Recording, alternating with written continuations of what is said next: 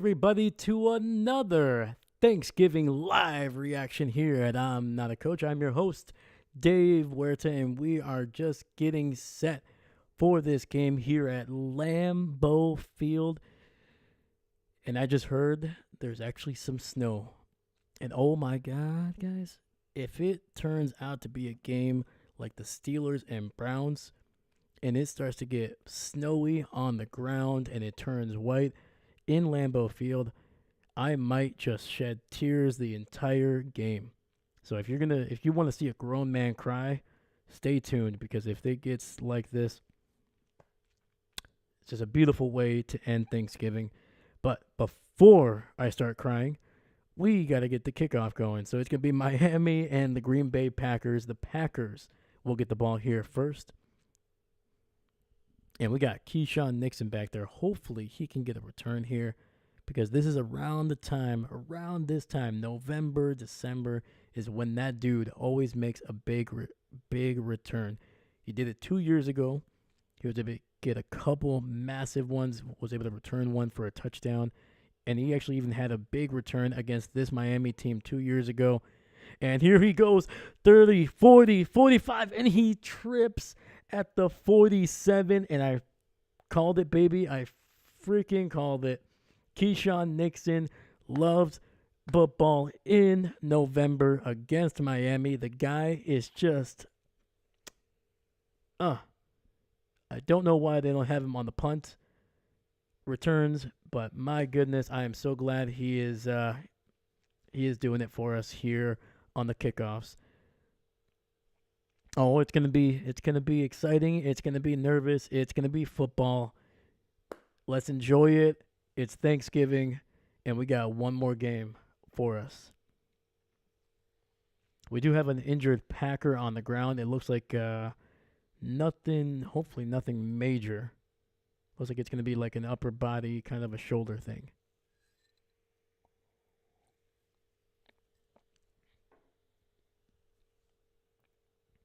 Actually, no, it might be a lower leg. Sorry, they were looking up at his shoulders first. I think it might have just been working their way down.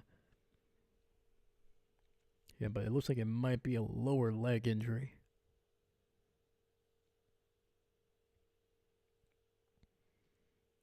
But what a heck of a return by Keyshawn, getting this ball near midfield.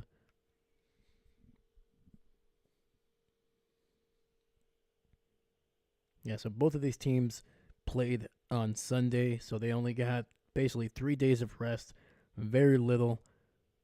Typically, when it's that short, they don't really do a whole lot of like actual practice field. It's mostly just film study, film study, film study.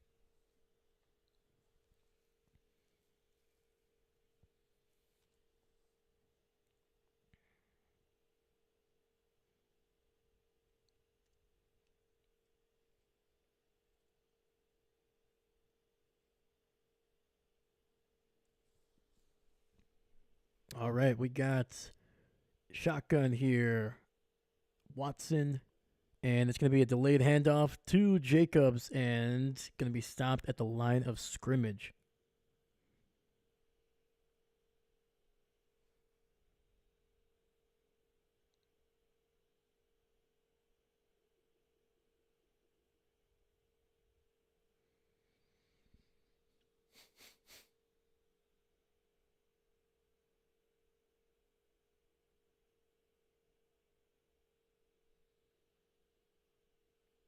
Let's go, Dahlia. Go, Pack, go. We got this. They're giving Jacobs a gain of 1, and that's going to be a false start on Tucker Kraft there. All right. Oh, my God. It's snowing. I can see it, baby. All right. So we got 2nd and 14 coming up.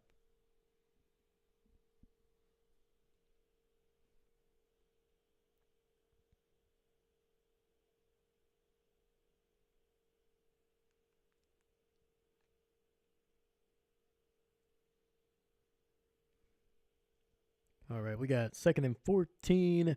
3 receivers on the left. Love, play action. Has time, throwing it deep down the field, and overthrows Jaden Reed. Reed was open, man. Ah, that one hurts. That one hurts a little bit.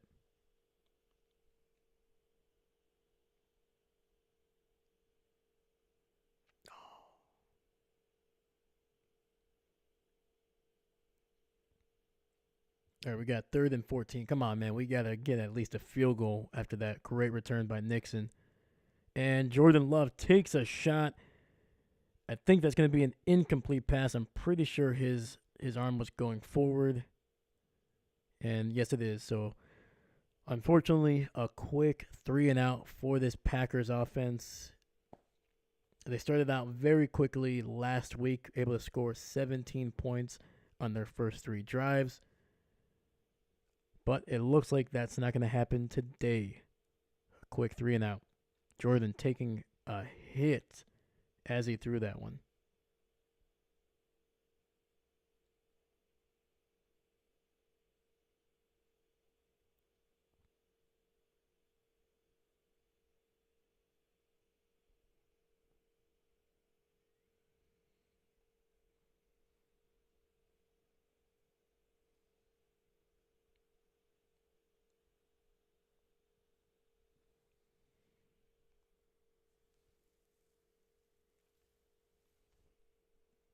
Yeah, it looks cold and windy here in Lambeau Field.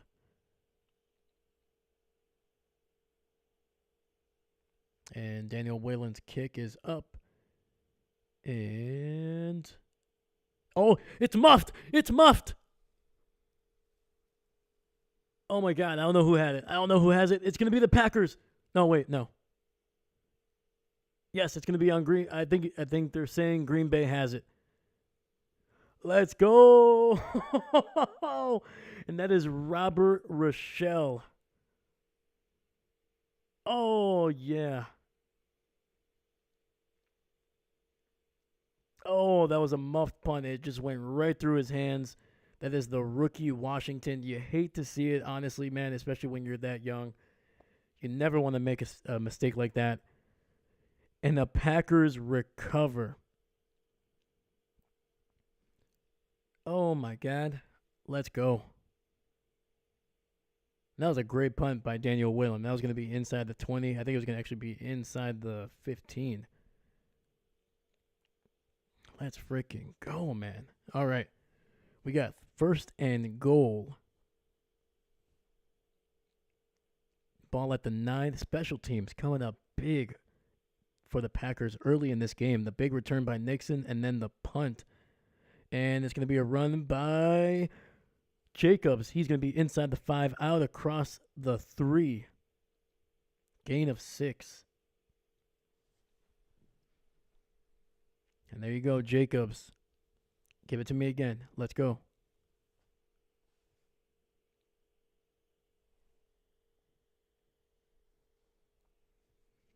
And Jacobs has a great chance tonight to go over 1,000 yards on the year. All right, 2nd and goal. Ball just inside the 4. It's going to be another handoff. Jacobs fighting for yardage, and he's going to get maybe about half a yard.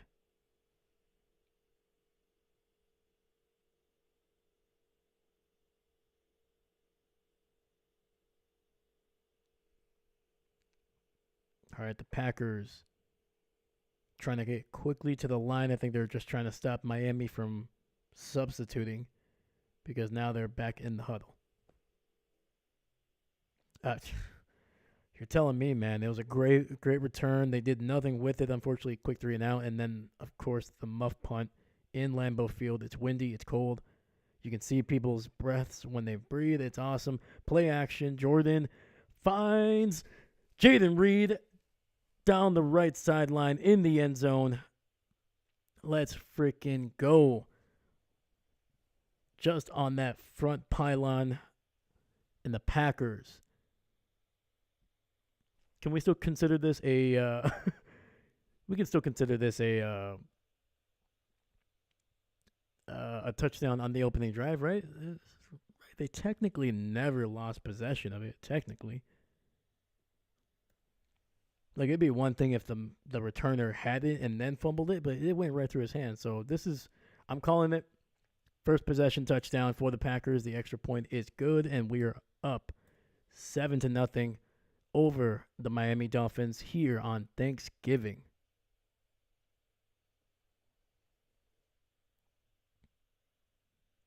And that is Jordan Love's 19th touchdown of the year. And that was a great throw, man.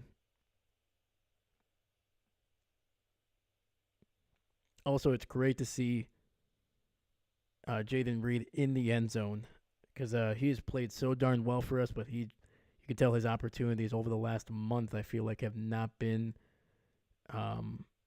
as plentiful as they were early in the season. But the guy's been healthy. He's been phenomenal. And when you usually need a big play from him, he's always there to make it. So I'm glad that he was able to get into the end zone.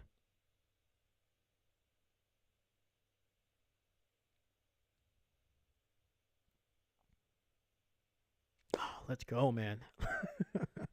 I think it's the coffee, but I am so jacked up right now. Let's go.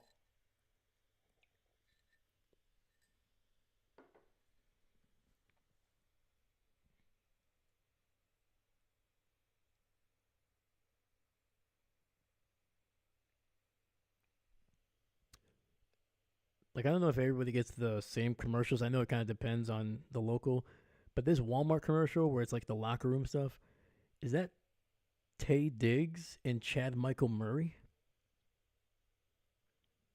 I haven't seen Chad Michael Murray. I think the last time I've seen him in anything was what's that? What's the what's that movie with Hilary Duff? Is it the Cinderella story or Cinderella story? Something. Granted, either way, it was like over 20 years ago. I don't remember him ever having a beard. But yeah, it's just a weird group of actors that are in a Walmart commercial. Oh, okay. There we go. I wasn't sure if that was him or not. I've not seen that guy since he was probably early to mid 20s. But either way. All right, looks like we are back from commercial. Oh, look at all that beer. Look at that. All that delicious beer. Let's go.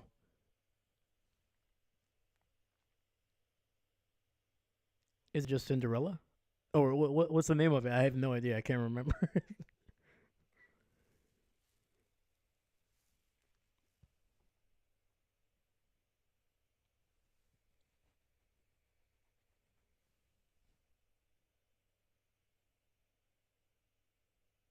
Yeah, that movie had Regina King, I think, as like the lady. She worked in the diner with Hilary Duff, and then the stepmother was can never remember her name, but she's Stifler's mom.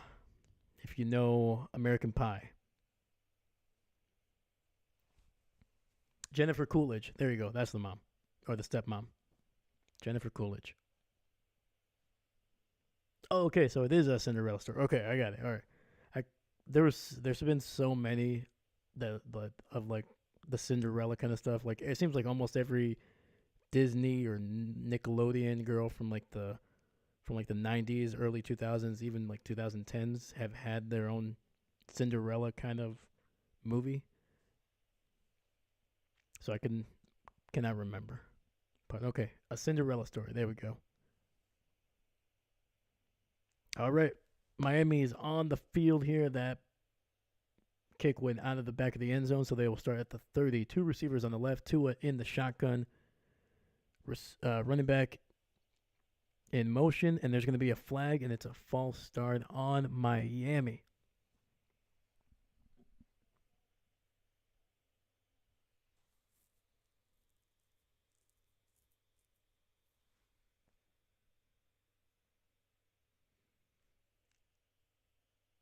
Yeah, yeah. Yeah, being the yeah, when you have sisters, you tend to watch a lot of movies that you don't really care for. You have fond memories, but you don't really care for.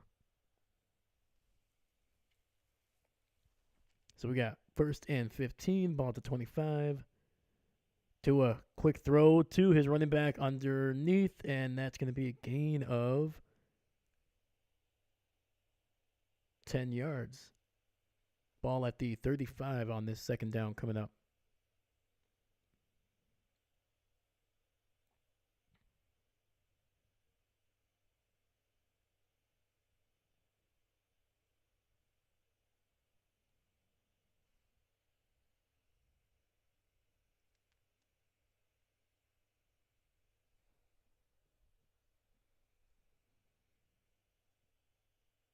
All right, we got 2nd and 4 coming up.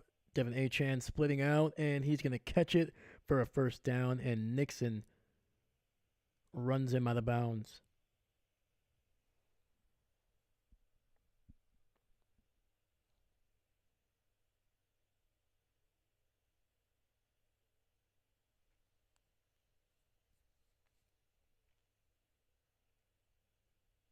Tua alone in the shotgun, trying to find some time. He's going to scramble, and he's going to be taken down at the 30, and that is J.J. Inigbari with the sack. Oh, no.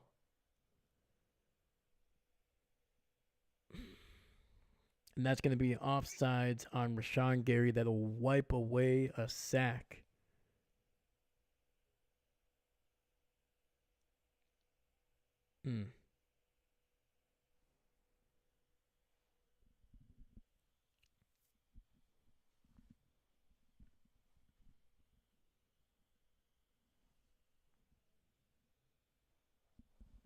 So we got 1st and 5, ball at the 47-yard line.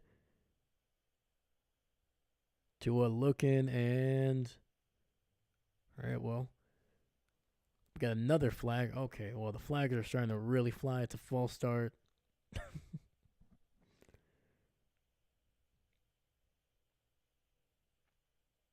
All right, well, Miami just gave those 5 yards back.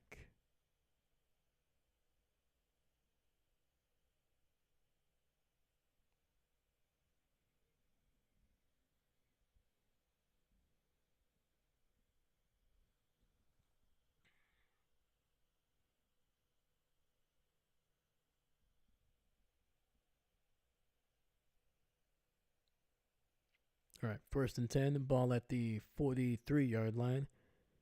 Handoff over the middle, and going to be a loss of 1, I believe, for Devin Achane.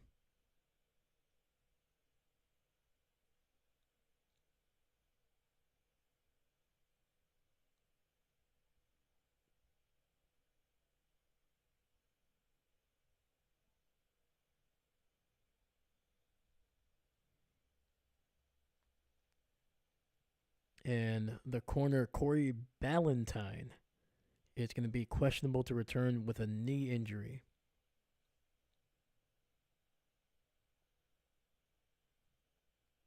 2nd and 11. Fullback, running back in the backfield. And Tua trying to keep it, and he's going to be taken down for a loss of 3. And that is Lucas Van Ness and I believe Eric Wilson back there as well.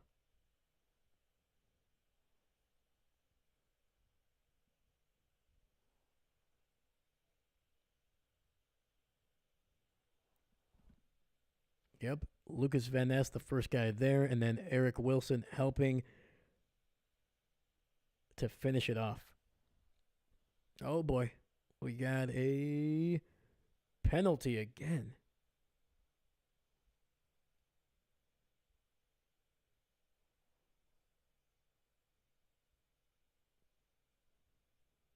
Oh boy, we looks like we had some fighting in between the highlight there. Oh man, we missed a fight. Come on.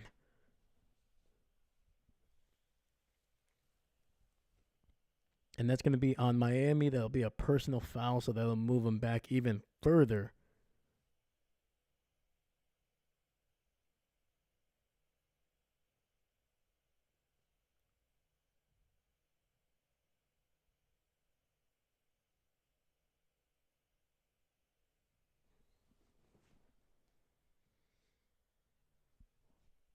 So instead of it being 3rd and 14, it'll be 3rd and 29.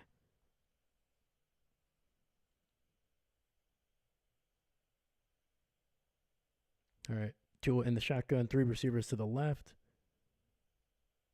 It's going to be a handoff and gain of about 3.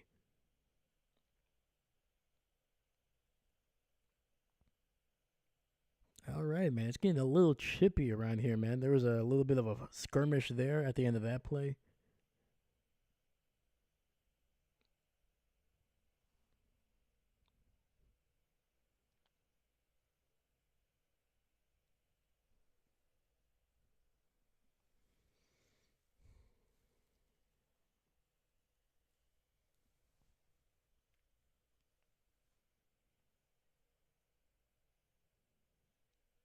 All right, Bailey in to punt this ball away to Jaden Daniels. That ball is low.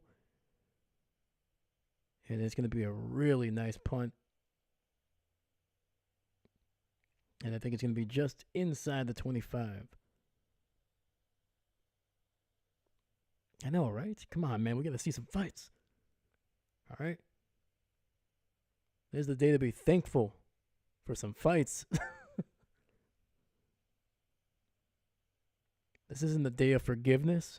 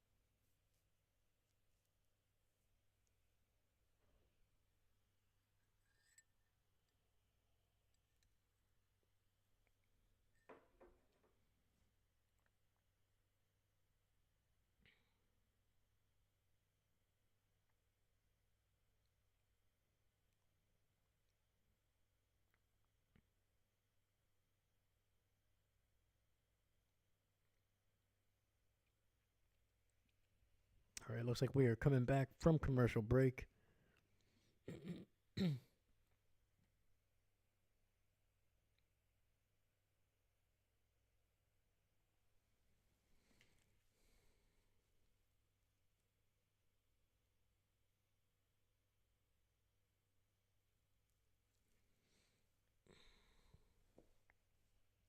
right, 2-by-2 formation. Love under center, single back in the backfield.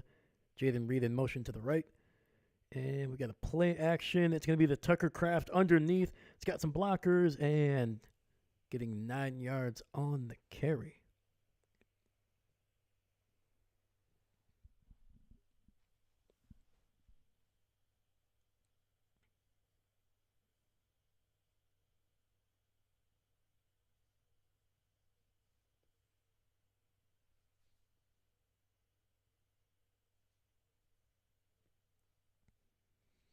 Oh my God, number 36 for Miami. His name is Storm Duck.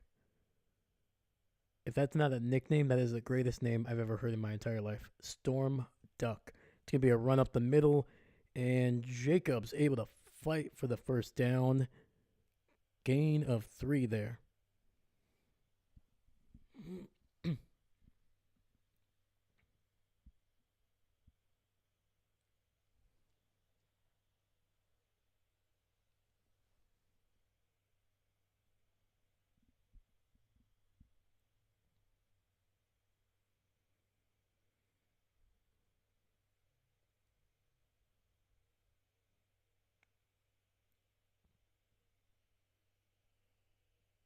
All right, ball at the 35. Wicks in motion to the right. Jordan looking over the middle. And it's going to be incomplete. Dontavian Wicks unable to hold onto that ball and nearly got interception. It nearly got intercepted.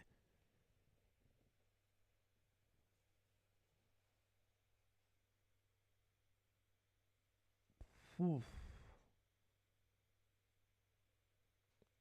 Went right through his hands, man.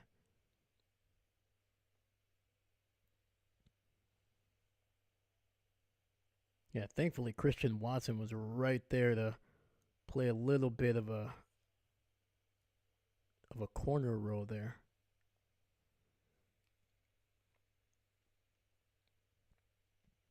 It looks like we got 2 players injured. One looks like Dontavian Wicks, and then the corner that nearly was able to get that interception.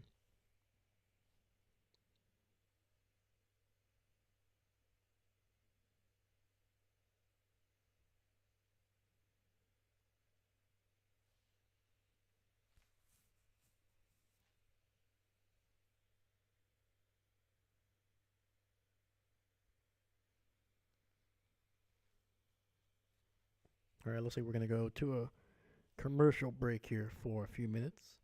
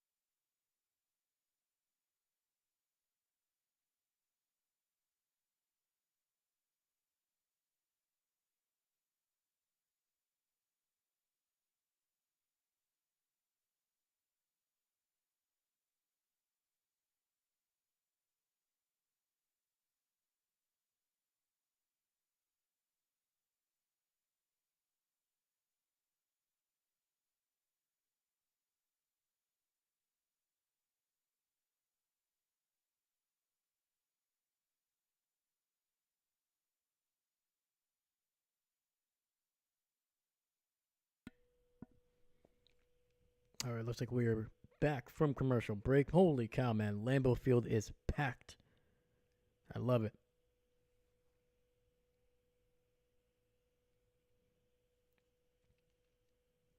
All right. Love under center. Single back in the backfield. Bo Melton in motion to the right. Play action. Love looking underneath. Jacobs able to fight for some extra yardage. And that's going to be a gain of 7.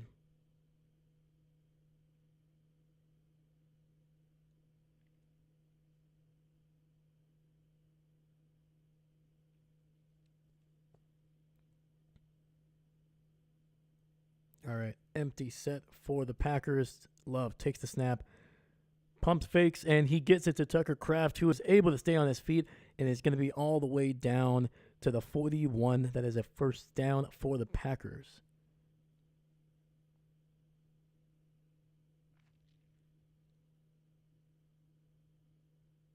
Ooh, that was a nice little touch pass by Jordan Love.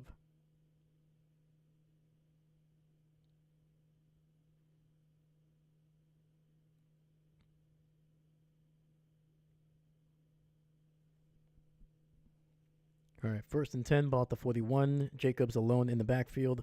Reed in motion. Jacobs able to stumble his way for a gain of about 2.5. And he did land on Watson's ankle there, but it looks like Watson is okay for right now.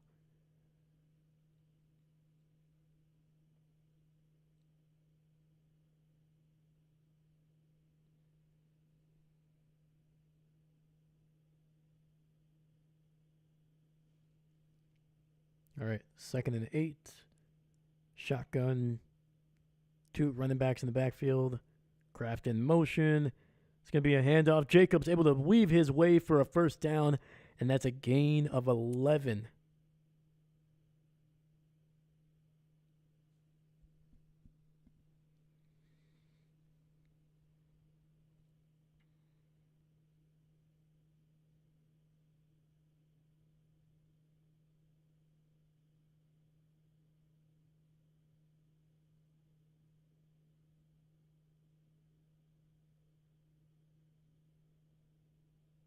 And Jacobs, 6 carries, 22 yards.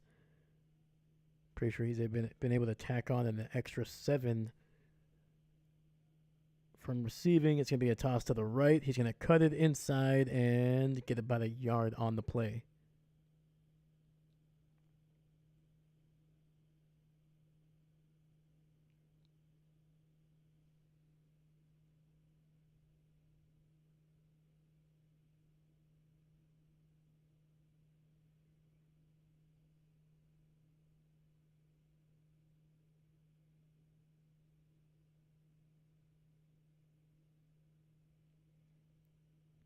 All right, Kraft in motion to the left. Jordan in the pistol. Dontavian Wicks in motion to the right. And Emmanuel Wilson able to get about 4 or 5 yards on that run to the right.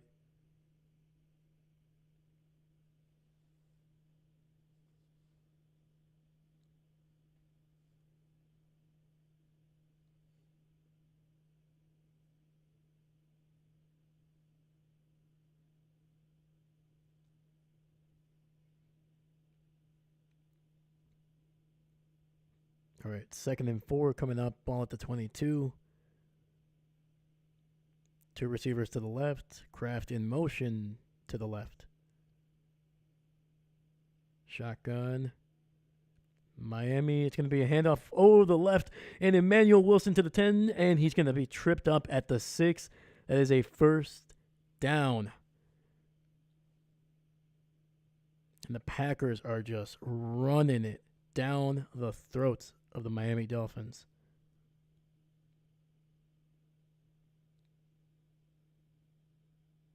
And literally, if that guy does not trip up Wilson, I think he would go all the way into the end zone. Because Watson was doing a great job on Storm Duck there. So 1st-and-goal, ball at just inside the 8. Handoff, Jacobs, and he's going to keep the pocket rolling, and he's going to be down inside the 1-yard line. Let's go.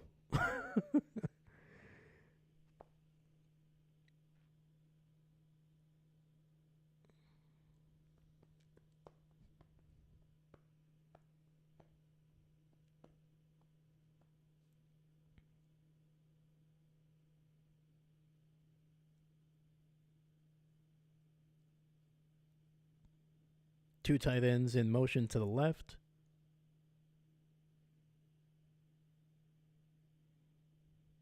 And Jacobs is going to get in for the touchdown. And the Packers are rolling.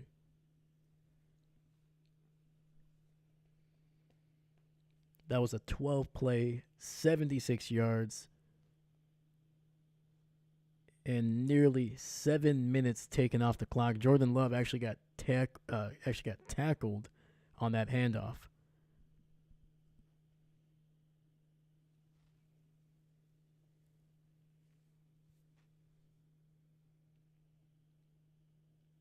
And the kick is up, and McManus is right down the middle.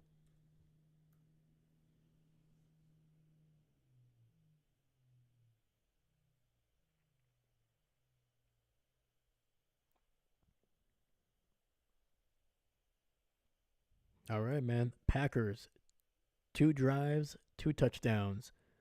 Hey, what's going on, Owen? Hope you're doing well, Bubba.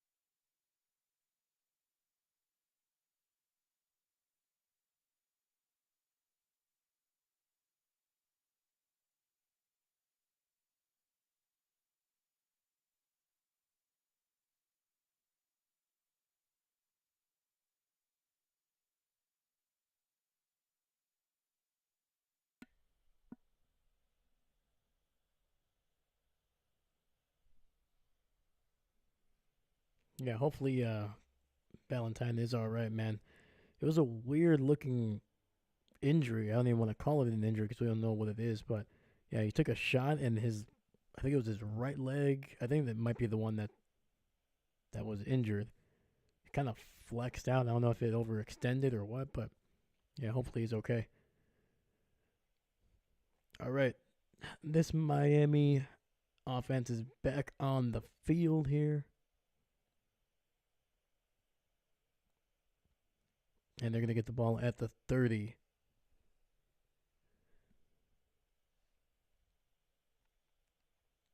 So, like I said, heading into this game, and even on the power rankings that we did last night, this Miami offense has looked great.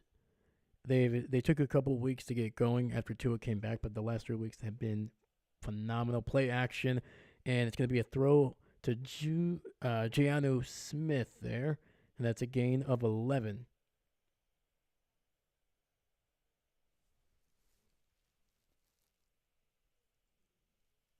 Yeah, Smith on the nice little shallow cross from the left to the right, making some big yardage after the catch. All right, we got 2 receivers to the left. Tua in the shotgun with 2 backs next to him, and it's going to be a quick throw to Ingold, the fullback, and also a former Wisconsin Badger. Actually, I was about to say Green Bay Packer, but a former Wisconsin Badger. And that was a great defensive play by the Packers, bringing them down for a very minimal gain.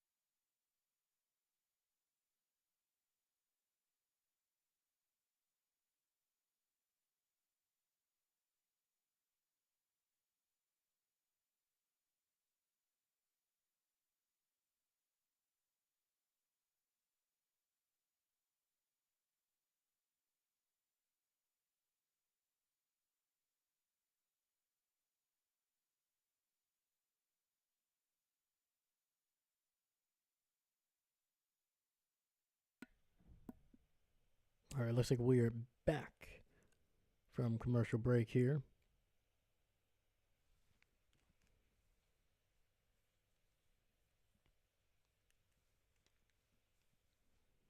Second and 8. Quick throw down to the fullback. He's going to get the first down, and he's going to be out across the 45, down to about the 43.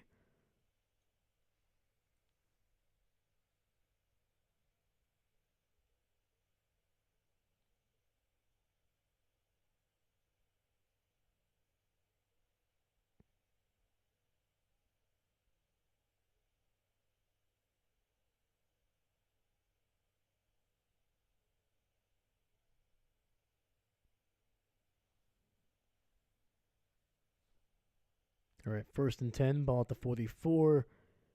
Toss to the left here. Achane with this speed and taken down at the 31, but that is going to be a big first down run for the Dolphins. It looks like they are finally getting something going on this drive. This Dolphin team, man, has a lot of weapons, a lot of fast players. Tyreek Hill, Devin Achane, Jalen Waddle. They all run 4-3, 4-2. You don't need these guys to make big plays on every single down. Just once a drive can be enough to really keep you in this game. It's gonna be a run, and they're gonna bring him down for a loss of 2.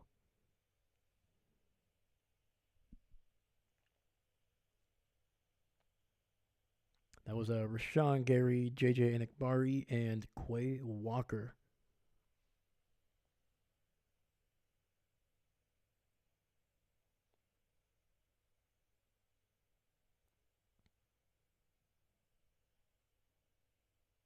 Look at that. They're showing Ingold when he was growing up here in Wisconsin. Bunch of Packer stuff. Obviously, his time in Wisconsin. Second and 11, ball at the 32. Pressure, quick throw, and he's able to break a tackle, breaks another, and the Packers have to do a much better job of breaking down, man. They're leaning, they're diving basically. That easily could have been a loss of 2. Instead, it's a gain of about 5.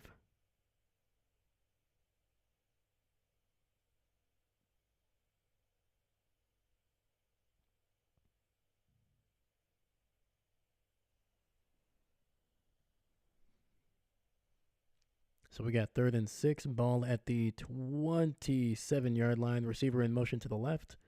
It's going to be a quick throw underneath. Tyreek Hill is going to be taken down after a gain of 2.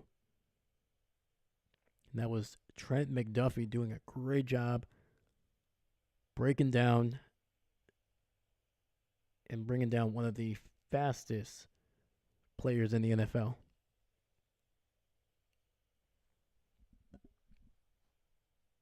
All right, man. And the Miami offense is going to stay out there. It is 4th and 4 coming up.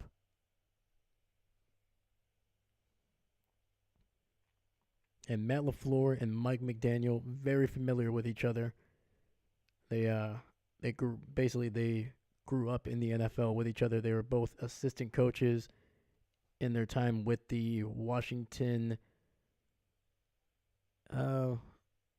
Let's just say they weren't called the Commanders back then. And it's going to be a delay of game on Miami, so it'll be 4th and 9.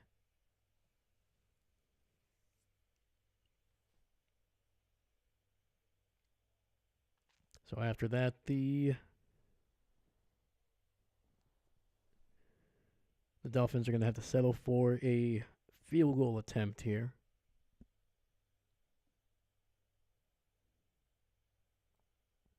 It is, at least based on the flags here on the poles, it looks very windy in Lambeau Field. And it's going to be just inside. Oh, there's a flag. And based off of Matt LaFleur's frustration, it is going to be on the Packers.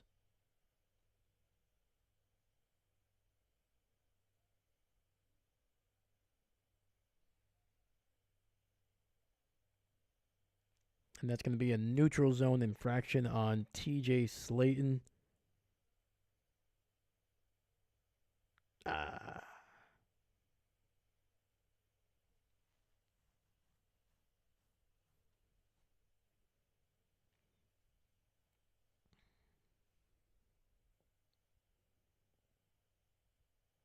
Well, it's still 4th down, but now they're back at 4th and 4, and the Miami offense is out there.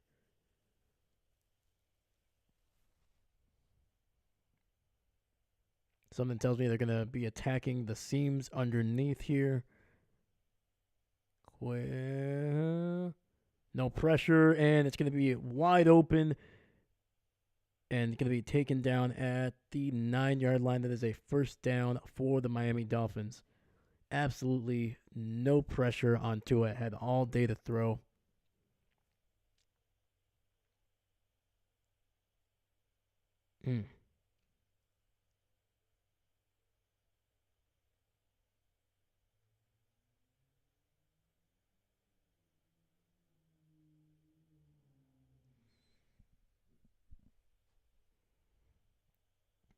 So 1st and goal, ball at the 9. Receiver in motion, and not Xavier McKinney.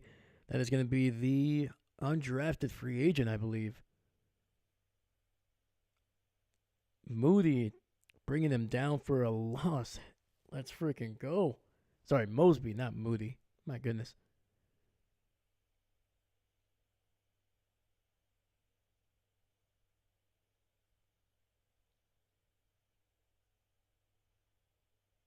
And that's not easy to do, man. That is Devin Achane, one of the fastest running backs in the NFL. And being able to bring him down for a good loss of yardage. Ball is all the way back at the 15. That was a loss of 6. It's a quick throw. And Packers rally to the ball, and that's going to be no gain. So 3rd and goal from the 15.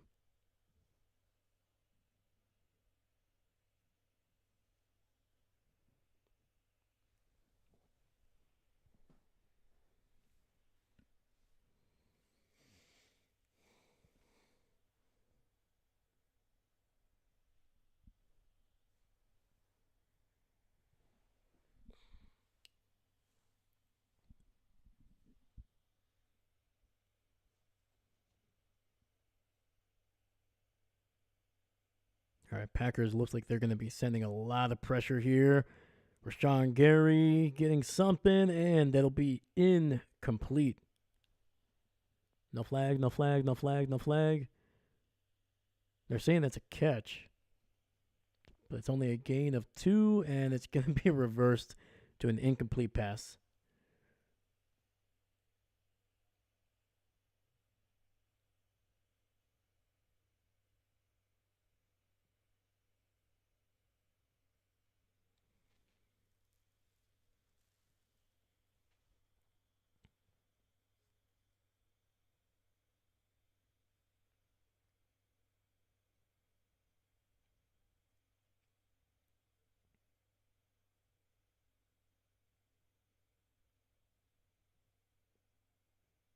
And the kick is up, and it's right down the middle for Sanders.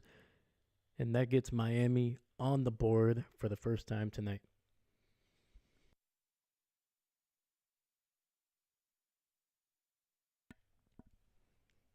And we got 8:44 left in the first half. And the Packers have an opportunity to put this game in a precarious situation. If they can score a touchdown and get the extra point, it'll push them to 18. That is a 3-possession game. But like I said, this Miami defense over the last, I would say 4 games actually, has really played well. They've been able to get some sacks, create some turnovers. They do have a lot of talented players in that secondary. Jalen Ramsey.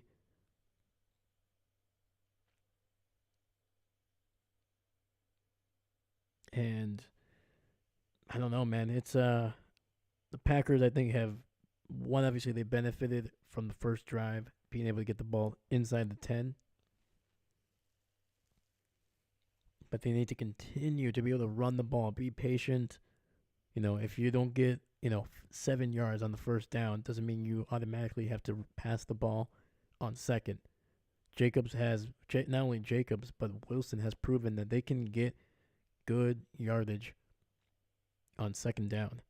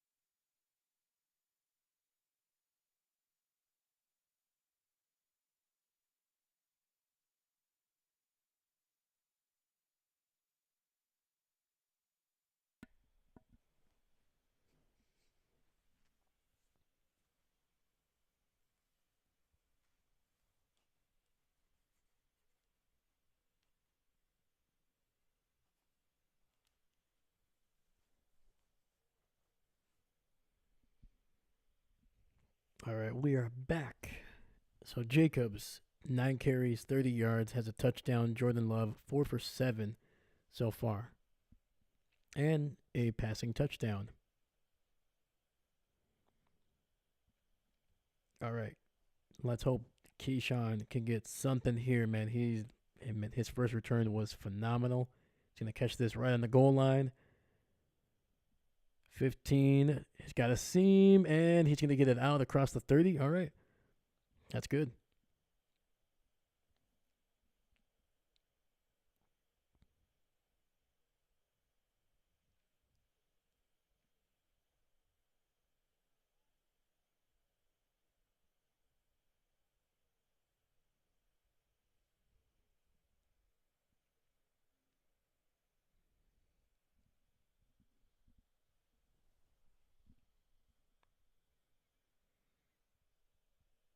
All right, 1st and 10. Love under center, single back in the backfield. Read in motion to the left. Now to the right. It's going to be a nice little end around. He's got some blockers. Gain of a 1st down. Keeps it going to the 50, to the 45, and taken down at the 46. I got a little ahead of myself there. And they are in Miami territory.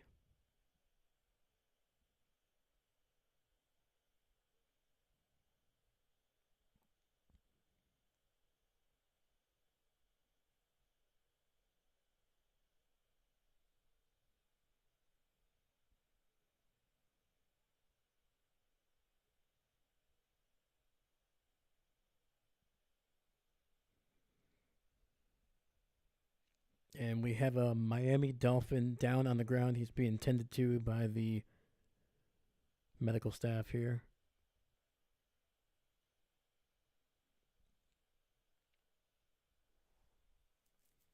Stops the clock at 8:21, and we're headed to commercial.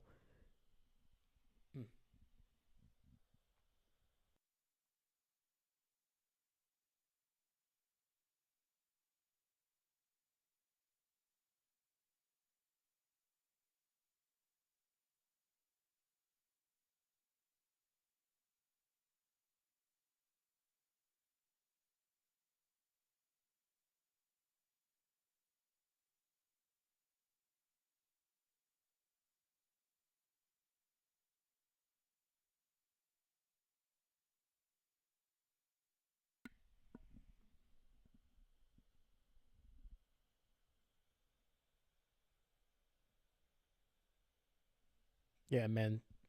Tucker Kraft, man, he is very quickly endearing himself to not just Packer fans. I think there's a lot of football fans that really like watching him play.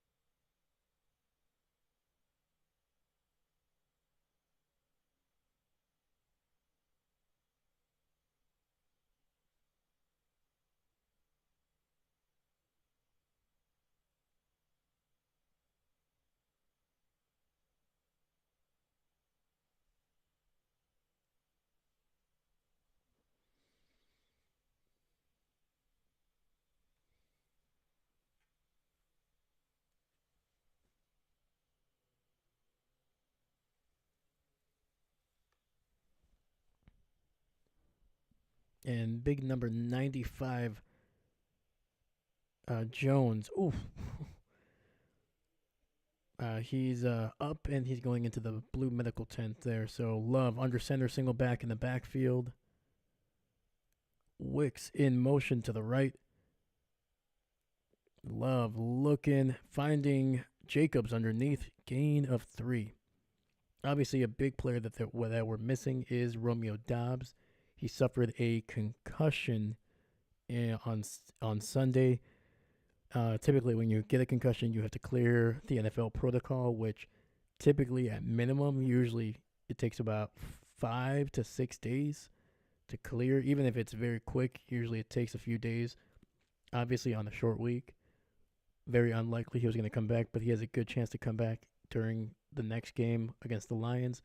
Watson in motion, and Jacobs able gonna fight for about 2 yards on that one. So it'll be third and about 5.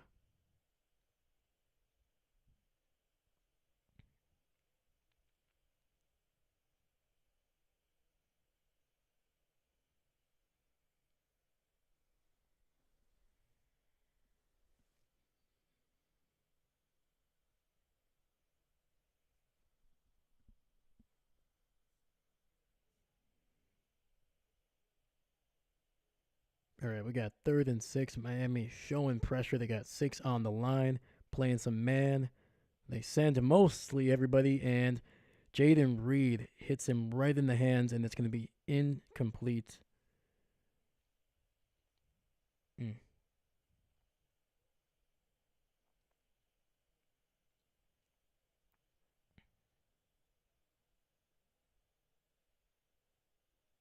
Actually, the defender might have gotten a hand on that one. All right, the Packers are going to stay on the field. We'll see if they actually snap this ball on 4th and 6. This is kind of the area where you just take a penalty so your kicker can move back a little bit to. Sorry, so your punter has a little bit more room.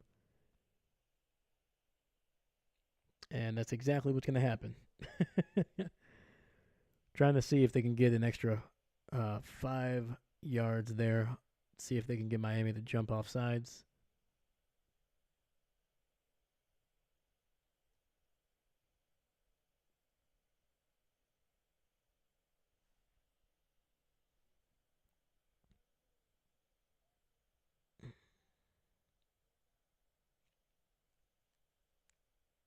And Miami's going to decline that one.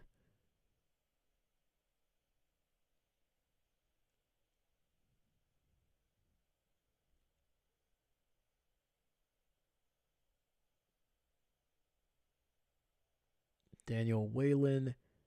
Kick is up, and it'll be caught at the 6 and returned to the 16.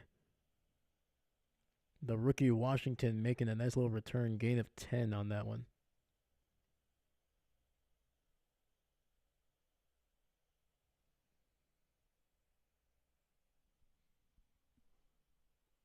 And it's going to be a holding call against Miami, so that will wipe away a 10-yard return by the rookie.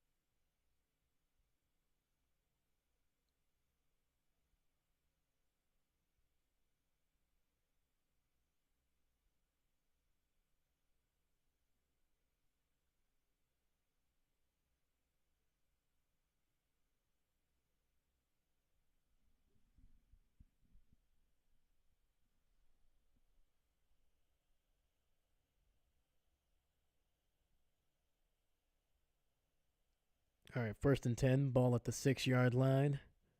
And Achan able to fall forward for about half a yard. 2nd and 9 coming up. And it looks like it's going to be a penalty on the Packers. I think it might be neutral zone infraction. Yep, I saw like a handful. There's like 2 or 3 guys that were lined up.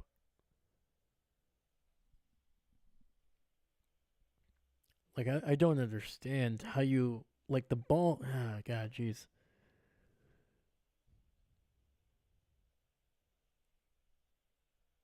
So that is the second time the Packers have wiped away a pretty good play because you have 1 or 2 guys lined up a full yard. And quick throw, and it's going to be caught. That'll be a 1st down by Mostert, the former San Francisco 49er.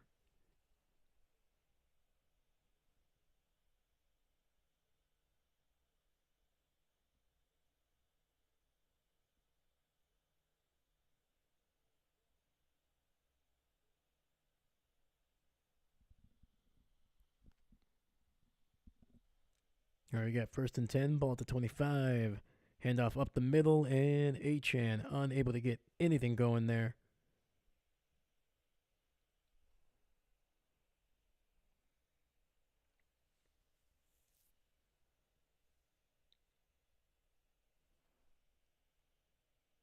Is there a flag here? What's going on?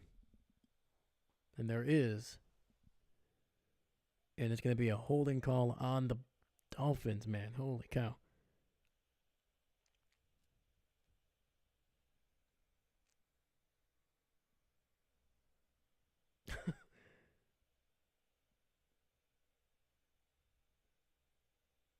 That kid is brave, man. He's going to get.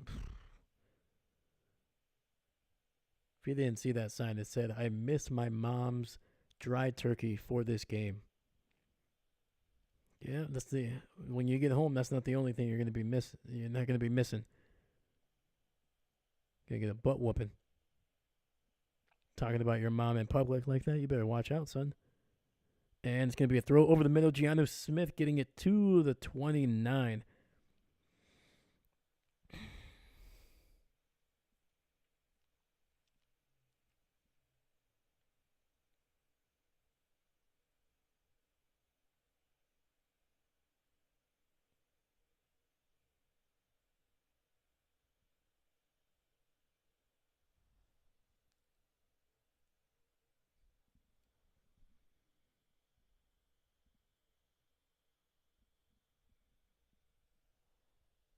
So we got 2nd and 6 after gaining some massive yardage on that first down play where the Packers just played very, very slow.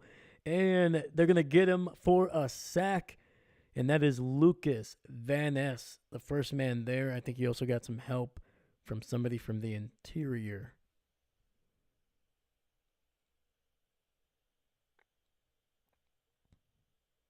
Was that Rashawn? And yeah, Rashawn Gary also getting in on that sack.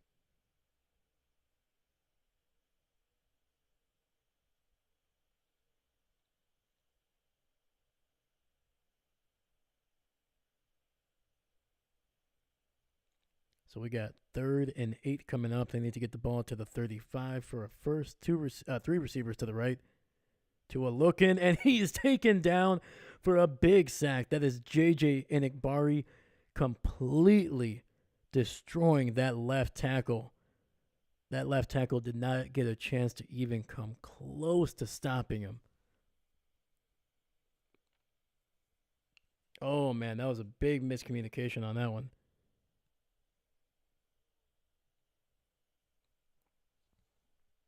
And a punt is away. It's not going to be a great one, and it'll be fair caught at the 38.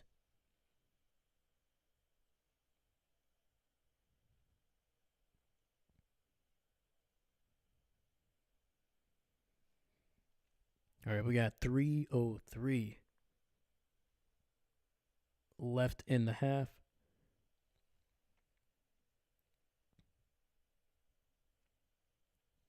And I just saw Leroy Butler seasoning what is hopefully going to be Jordan Love's to turkey or turducken at the end of this one.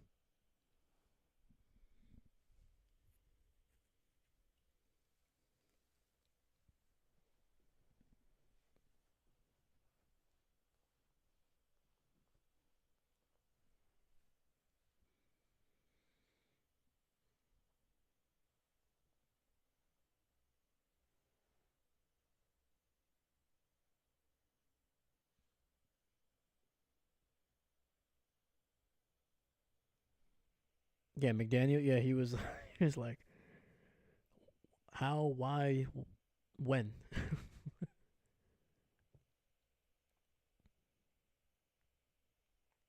Yeah, man.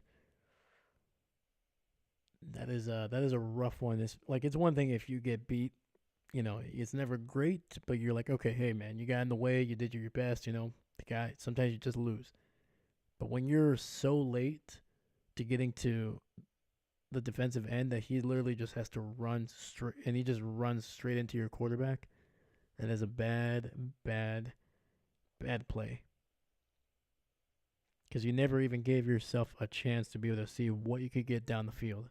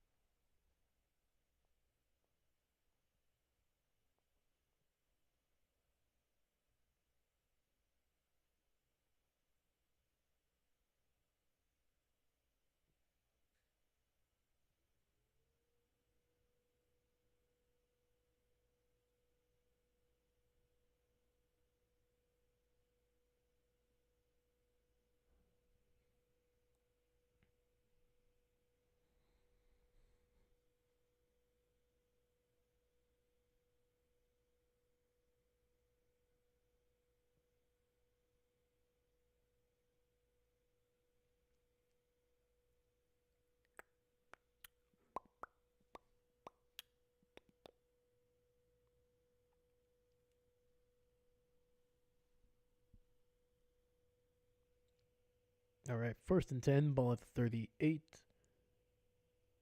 Two receivers stacked up on the left. Jordan Love in the shotgun. Miami sends pressure, and they get it to Dontavian Wicks, who is going to be out across the 46 down to about the 47.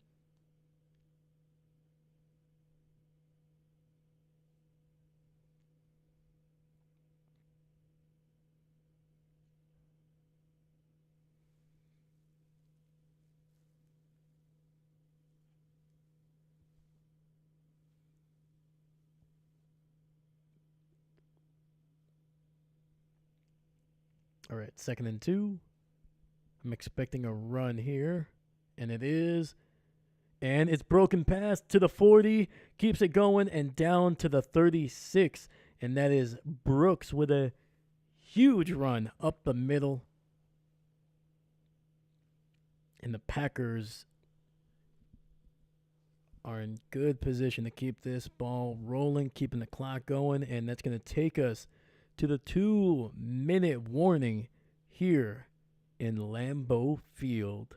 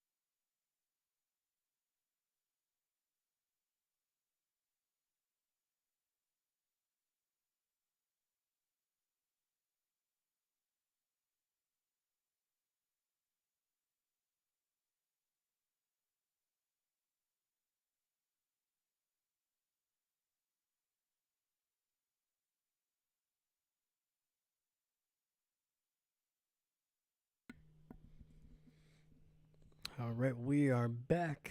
We got two receivers on the left, Watson alone to the right, two backs in the backfield, and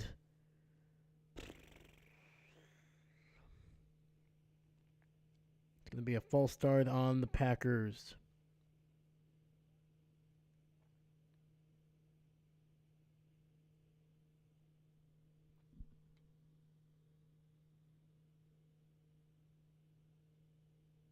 It's just those little things right there. Those are, like, I know almost every team has them, but man, dude, it's so consistent through every game.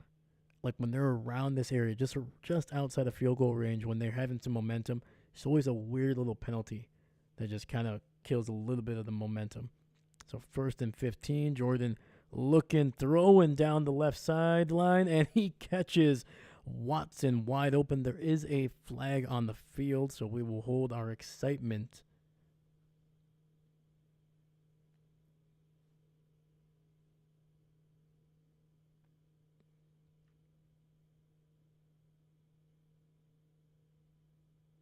And it looks like it's going to be offensive pass interference. Oh, no.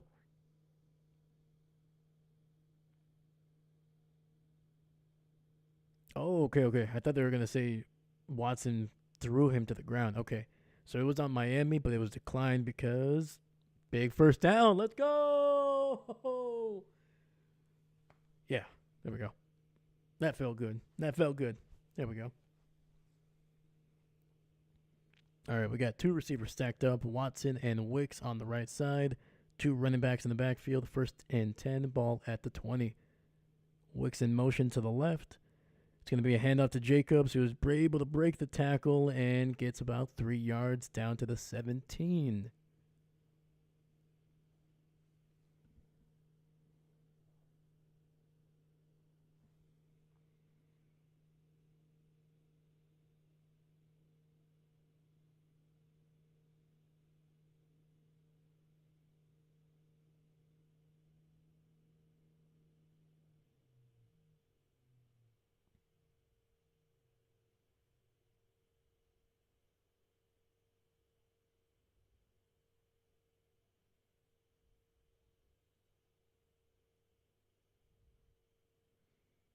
Oh, dude, why are they showing Watson dropping that pass from last week? Get over it, man. I don't want to see it. I want that bad juju around here, okay? We got two receivers to the right. Brooks in motion. It's going to be a quick throw and a gain of 6 there. It's going to be a yard short of the first down, and I think Miami is going to use their timeouts here. It looks like I've been missing those. So they are down to 1. Stopping the clock with 1:42.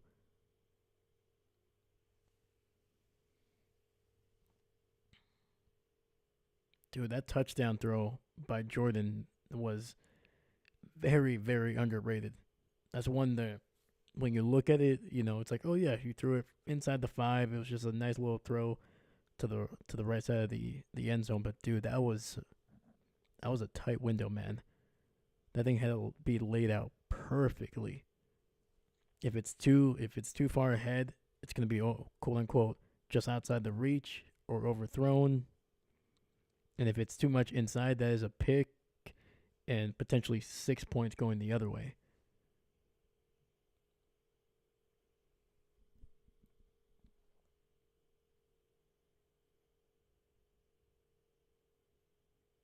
All right, we got 3rd and 2 coming up here. Ball at the 12. They need to get to the 10-yard line.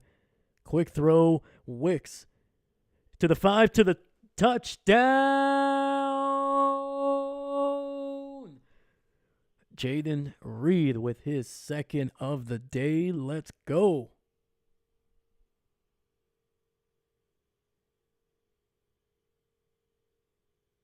I don't know what they were doing with that celebration, but I do like the a little shimmy shake. There you go.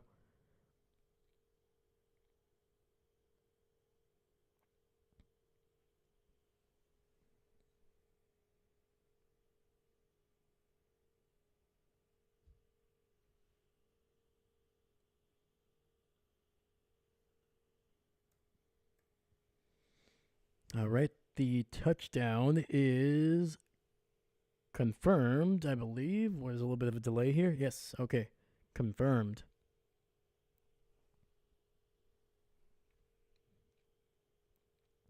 Kick is right down the middle, and the Packers are looking good.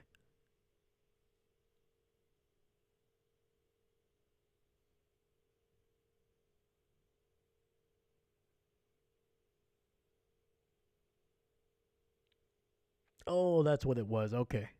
Yeah, there we go. I didn't see the beginning. I didn't see the first part of it. I thought it was just like the shoulders. I was like, okay, okay. Uh, uh, uh. Oh man, the things I do in front of a camera, man. It's Thank God I don't have it. I don't have that much shame.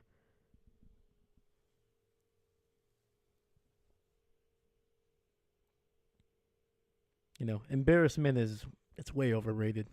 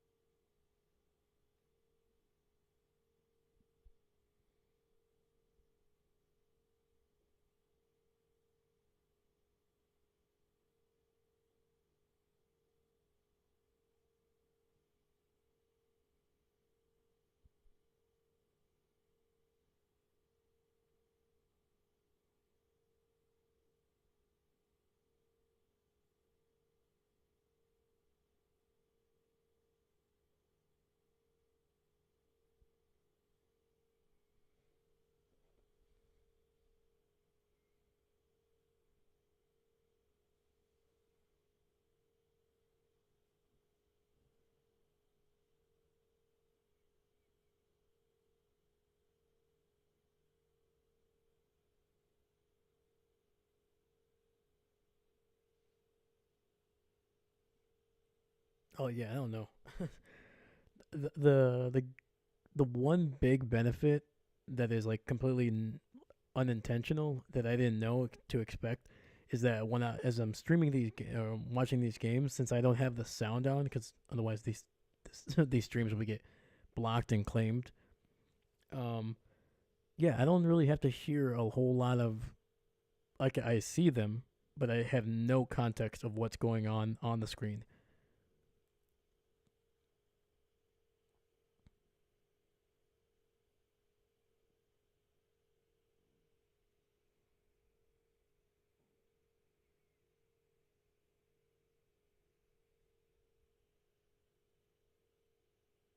But yeah, man, pretty wild. But yeah, those commercials, man, some of them are just. Ooh. I mean, like I know I know they need to create jobs, but come on, man.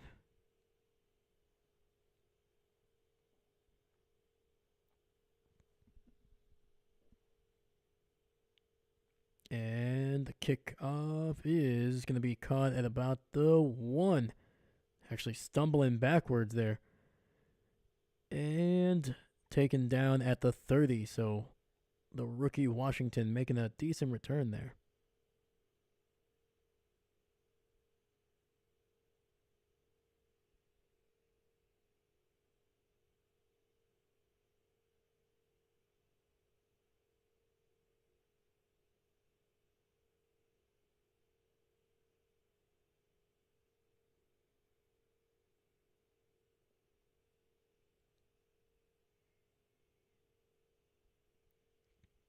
All right, Miami has the ball at the 30.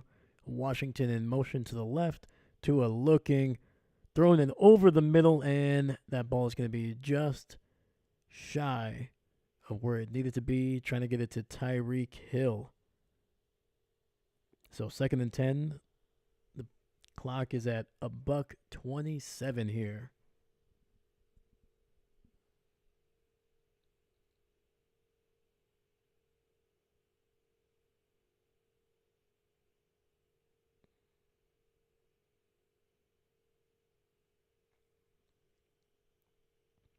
All right, 3 receivers to the left, Tua in the shotgun.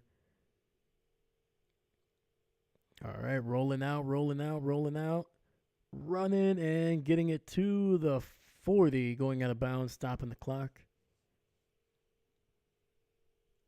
I feel like there was a hold that should have been called there, but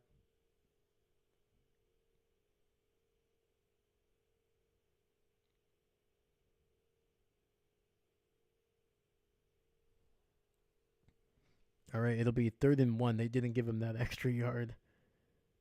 Empty set for Tua, throw over the middle, and Giannu Smith getting it to the 46, and the clock is going to continue to roll here. Closing in on 105.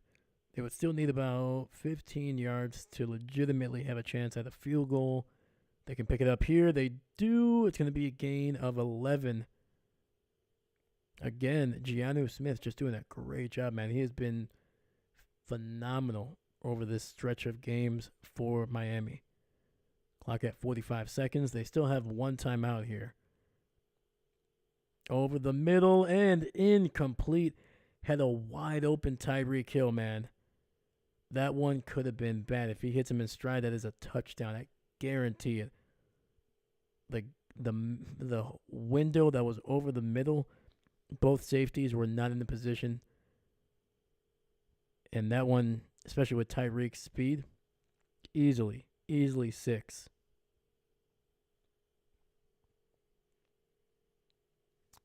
What's going on, Cam? Welcome, sir. But yeah, no, it's been a little bit of a struggle offensively and defensively, honestly, for Miami. The Packers have done a pretty good job. I think they've been able to bring down Tua 3 times in this game. And Dolphin and Achane nearly breaking that tackle. It's going to be a gain of about 4 or 5. And the Dolphins are going to use their last timeout and stop the clock with 31 seconds.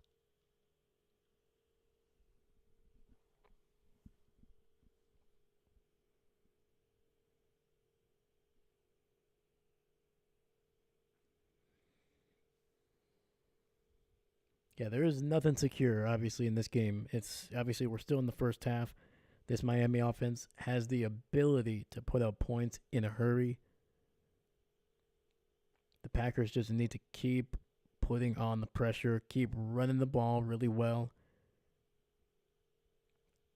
Get their playmakers in open space. They have been able to make some guys on that Miami defense miss, and there's been a lot of broken tackles. We got 3rd and 5, and it's going to be incomplete. And that was McDuffie absolutely blowing up the rookie receiver, number 83, Washington. Oh, man, that was going to be a first down, and then McDuffie just lowering a boom. That was a beautiful, legal hit, leading with his shoulder, had his head off to the side, and that was a heck of a hit.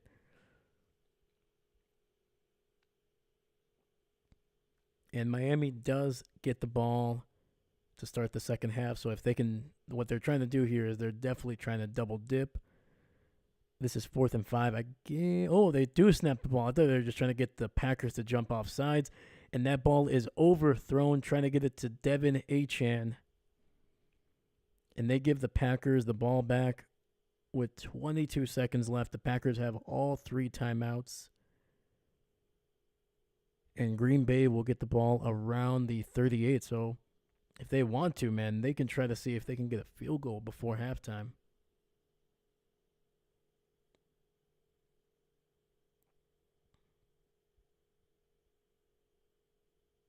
Yeah, Tua's accuracy has been just a little off, man. He has missed some of his better playmakers, man. He's missed Tyreek at least twice. I think it's been 3 times. And then that time just overthrew Devin Achane, who was wide open. All right, we got 4 receivers on the left side. Empty set for the Packers. Jordan looking, throwing it to the right side, and broken tackle, and Tucker Kraft getting across the 50 down near the 45, also getting out of bounds. Stops the clock at 15 seconds.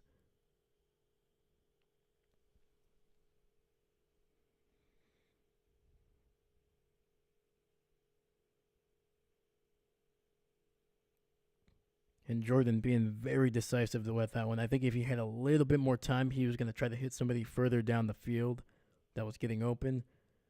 But don't be greedy.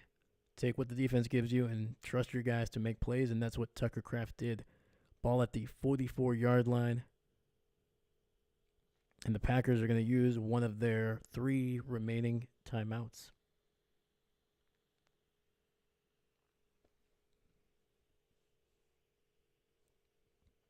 And there's 15 seconds left. Odds were they were not going to be able to use all 3 of them if they ran plays. So it's better to use one here, get it right, make sure you guys know what you're doing.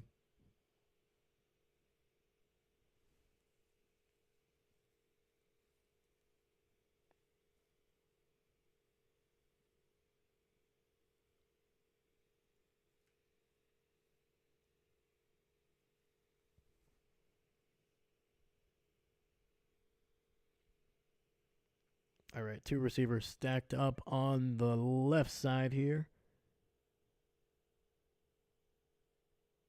And quick throw underneath. Tucker Kraft going to fight for 9 yards. Stops the clock. Timeout, timeout, timeout. Let's go. 8 seconds. So if I'm Green Bay here,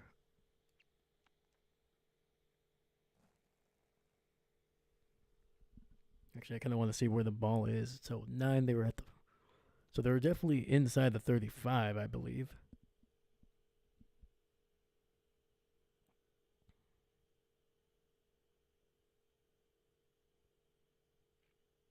Jordan taking a little bit of a shot after that throw.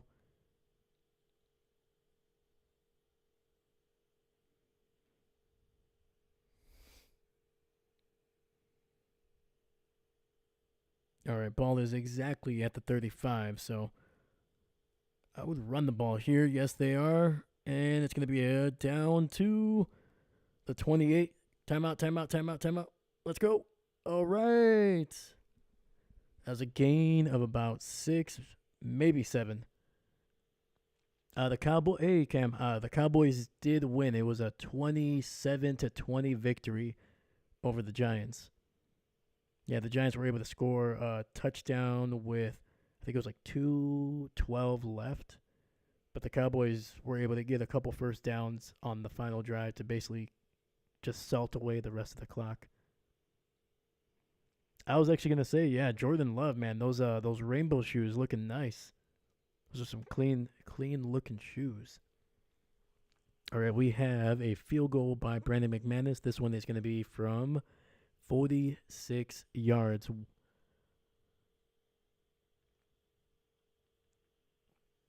Kick, snap, and it's good. Let's go. Green Bay heading into halftime, being able to stretch that lead just a little bit more, and they are leading 24-3 over the Miami Dolphins here at Lambeau Field on Thanksgiving night. Let's go, baby. Woo! Sorry. My bad, guys. My bad. Got a little excited there. I think the coffee is really starting to get into the veins.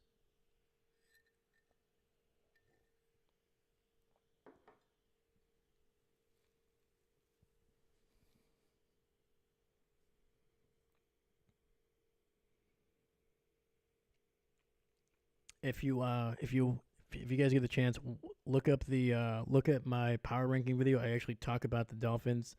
They were my number 6 team in the power rankings, just below the Green Bay Packers, who were number 5. Spoiler alert. But I talked about the Dolphins that their next 6 remaining games, it goes Green Bay, and actually I'm not gonna do them in order because I can't remember. So it was Green Bay, obviously, tonight. And then they have the Houston Texans, the Cleveland Browns, the San Francisco 49ers, and they have the New York Jets twice. So if they can continue to play well before, leading up to this game, if they can get both the Jets games, if they can beat San Francisco and the Cleveland Browns, all three of those teams are under 500. So if they can get those 4 wins, that'll get them to 9 wins on the year. And if they can steal one from either Green Bay, which let's see what the second half brings, or if they can steal one from Houston, they can finish with a 10-7 record, and I think that's going to be good enough to get them into the playoffs. But Chris Lasso, what's going on, brother? I'm doing well, man. I'm doing well. Hopefully your Thanksgiving is going very well. How you doing, bud? I'm sorry, man. Miami not playing well in that first half.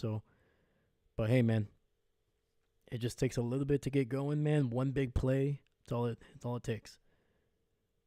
Good first half for the Packers. Dolphins, not yet, man. You can tell Tua, his accuracy is just a little off. Usually when he's trying to throw to Tyreek or Achan, it's been just a little bit off here and there, just by like a yard or two. So I think these guys could get back on track. They just need a one big play, man. Get them going, get some momentum.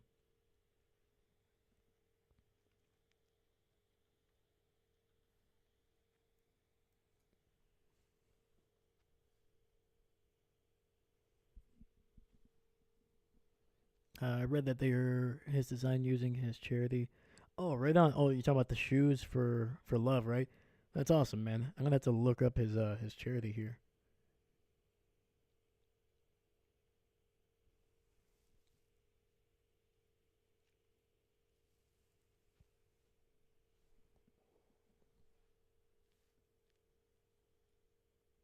Yeah, man. But Jordan loves his shoes. They're pretty. The cleats, I should say. It's got a nice design, man. They're clean. They look clean.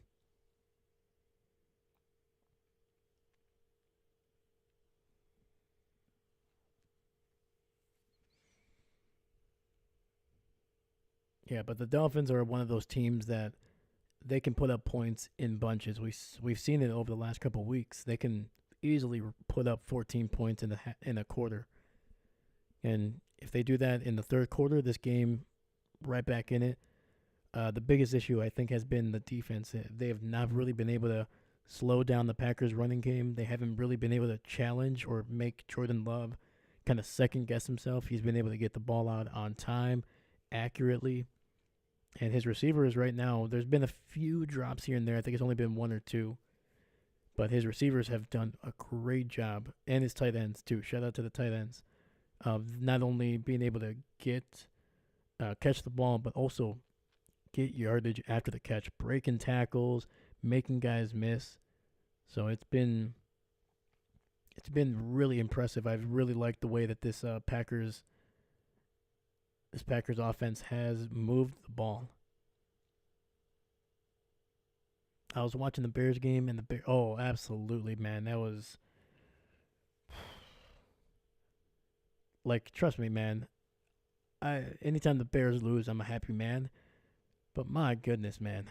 How do you start for I think they had the ball at the 25 or almost inside the 25.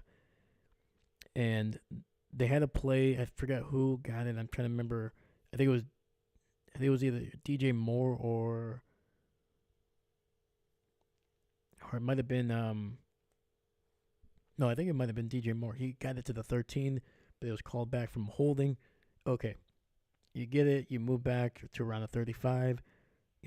You still got 40 to 50 seconds, run a couple plays, even if you get only 5 or 8 yards, you're still within range to kick a field goal, tie the game, go into overtime. And then after that penalty, boom, a sack. You have 32 seconds, and then they're just standing around, not doing anything. The coaching staff apparently can't get a play in, and the players are just there's just no urgency to anything. And it was a disaster, man. Like, as soon as you realize that the play is within 10 seconds, snap the ball and just throw it away. Like, you're not going to get anything. At least try a 58, 59-yard field goal. It's better than trying to throw a non-Hail Mary. Let me see here. They wasted 25 seconds to snap the ball at the end and could, yeah.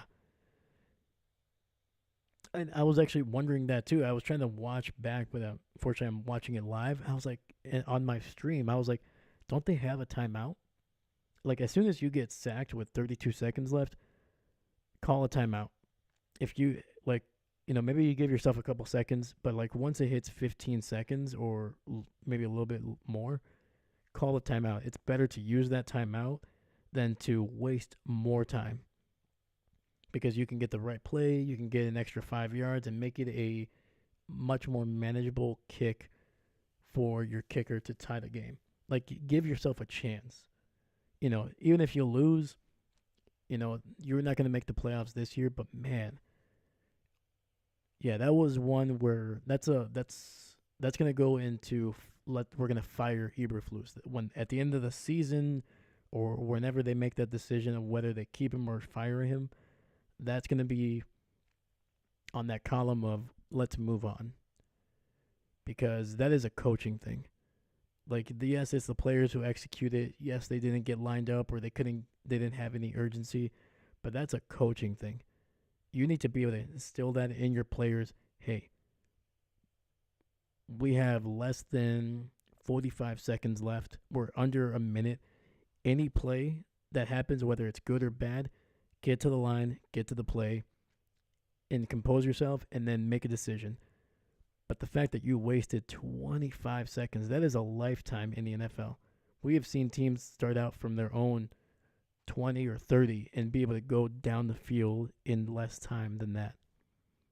And the fact that you couldn't even get lined up before there was like 10 seconds left is wild to me. So yeah, clearly I have opinions about that final sequence there in with the Bears. But yeah, man, that was bad. That was really, really bad. Yeah, man. And like, don't get me wrong, I'm not trying to absolve Caleb of anything, but he's a rookie quarterback. He's got a lot of things. He was getting knocked around in that game. He just got done getting sacked.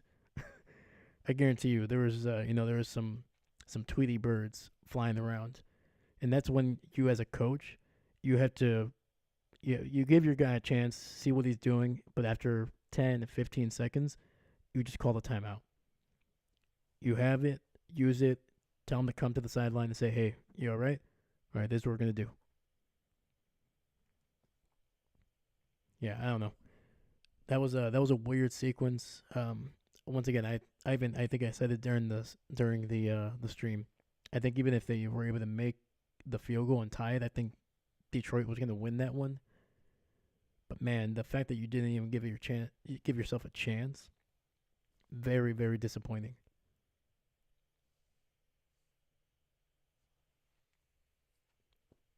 But anyway,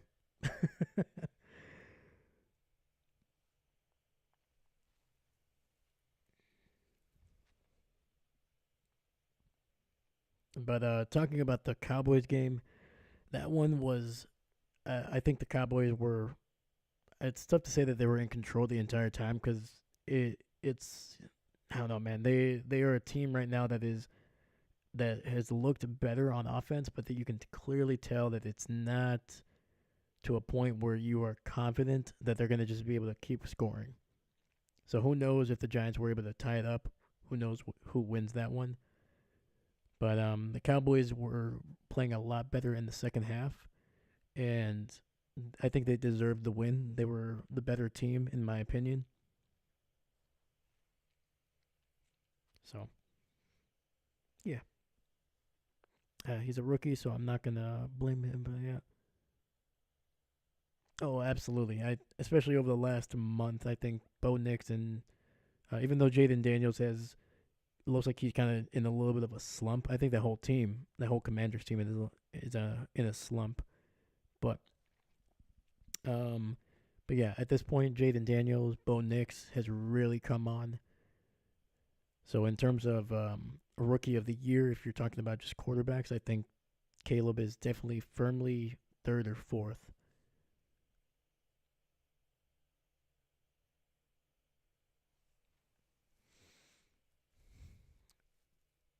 Yeah, that was just a really disappointing sequence, man. I would have liked to see Chicago at least attempt a field goal to try to put this game into overtime. Yeah, I'm a person like even before the season started, I thought they should have moved on from Eberflus. If they were going to start over with a new quarterback and a new offensive coordinator, just move on from the like Eberflus has had plenty of time, in my opinion, to implement his vision. Yes, it's only been I think what 3 years, but that's plenty of time. We've seen it in the NFL. We've seen what um see. I'm trying to think here. I'm blanking on his name.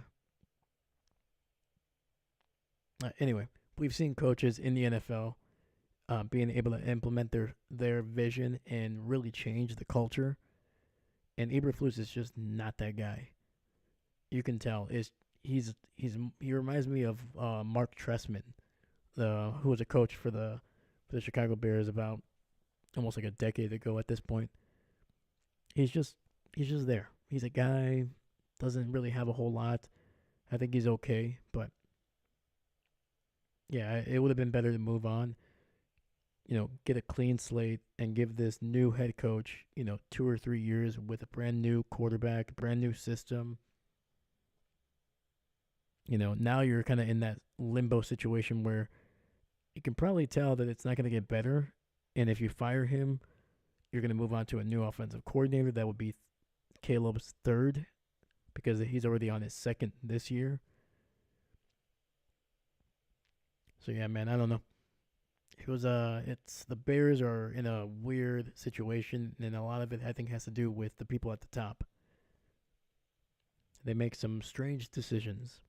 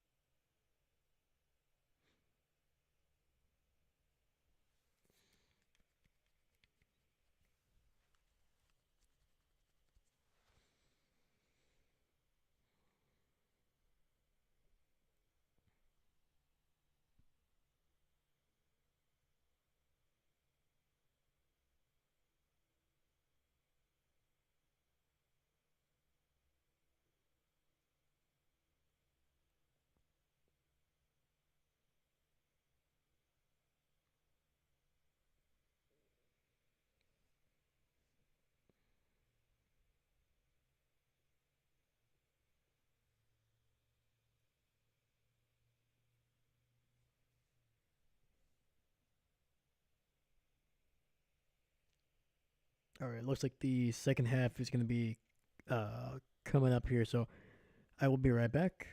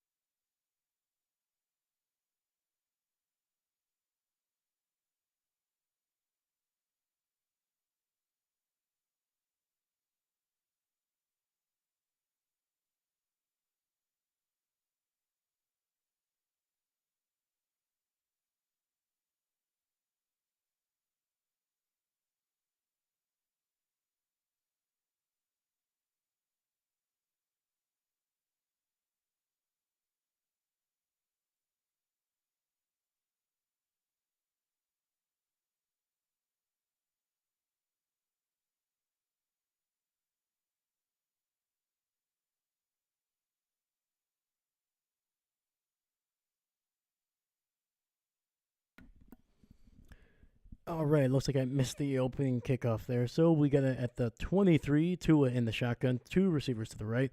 Quick throw over the middle, and that's going to be nearly dropped, but it'll be caught there by Tyreek Hill.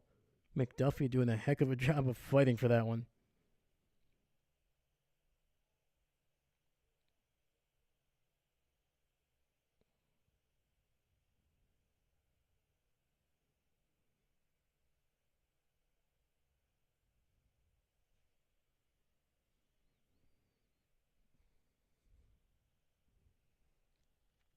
All right, we got 2nd and 8.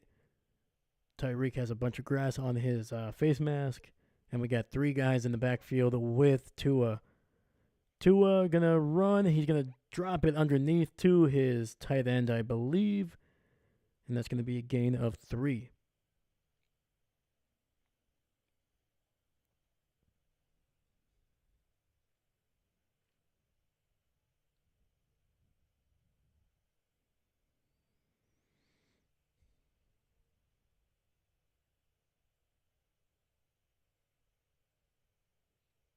And that was a catch by Hill, but not Tyreek, the other guy. I'm pretty sure I believe that Hill, number 89, was spent a couple years with the Saints. We got 3rd and 3, ball just inside the 30. And there's a flag on the field, and based off of Tua's reaction, it's going to be a delayed game. All right. It's been a little bit of a rough start here for Miami. So some of the early struggles from the first half are still here, and I see some snow. I see some more snow. It's not as fluffy as the Cleveland game here.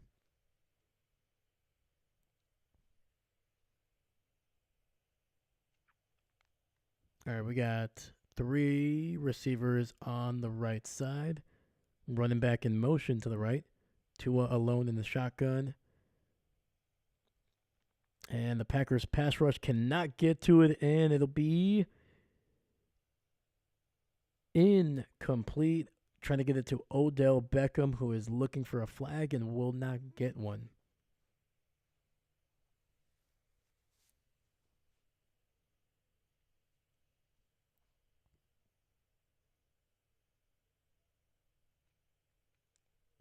Hmm.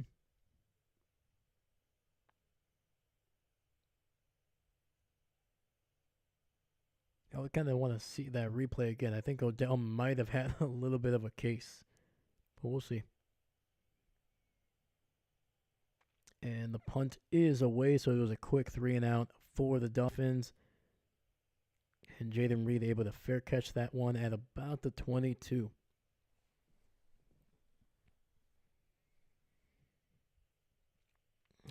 Alrighty.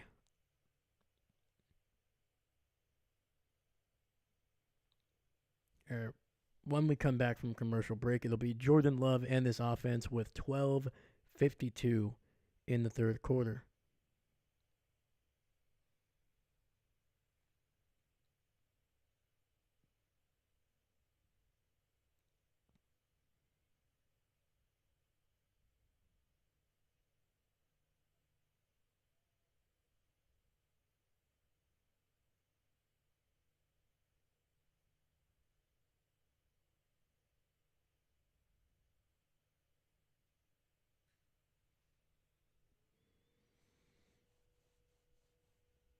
Also, I just noticed that just before they cut away to the commercials, it is starting to snow a little bit more. And ooh, telling you, man, if this game starts to turn into a snow game, I'm gonna love it.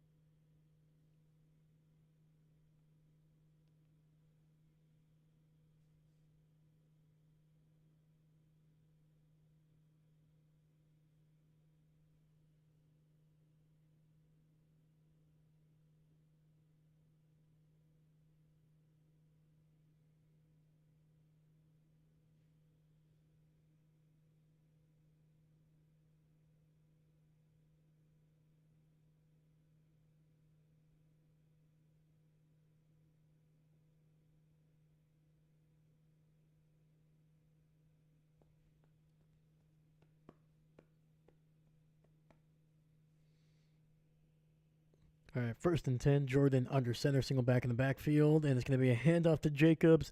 He's going to make a couple guys miss, and he'll fight for 3 yards on the play.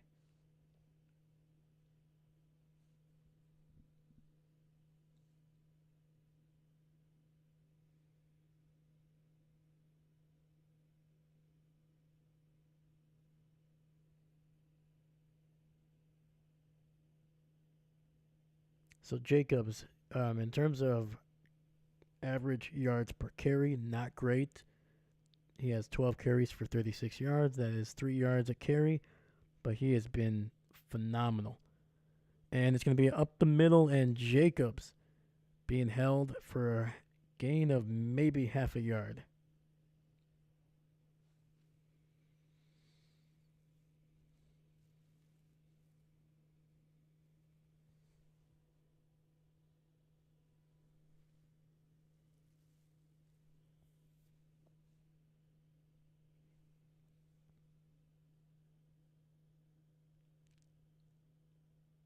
All right, we got 3rd and 6 coming up. Miami showing pressure, playing man across the board here. 2 high safeties. Jordan looking, throwing it deep down the field. He gets Watson, who is wide open, down to the 34. Oh my God, that was a beautiful freaking throw, man. For a second there, I thought he overthrew him, but I forgot this is Watson. The guy runs like a freaking gazelle. Oh my God.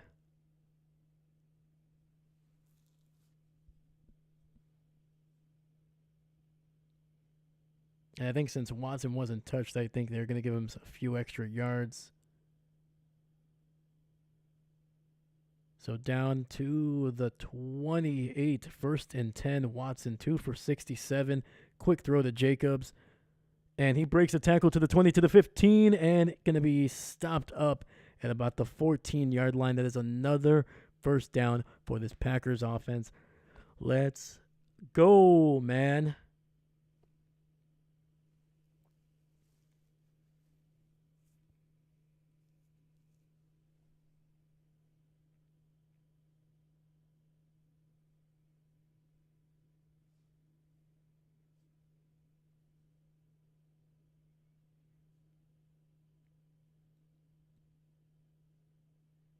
Tucker Kraft in motion to the right. 2 running backs in the backfield. Ball officially at the 13. It's going to be a handoff to Brooks, and he'll get about 2 yards just shy of the 10.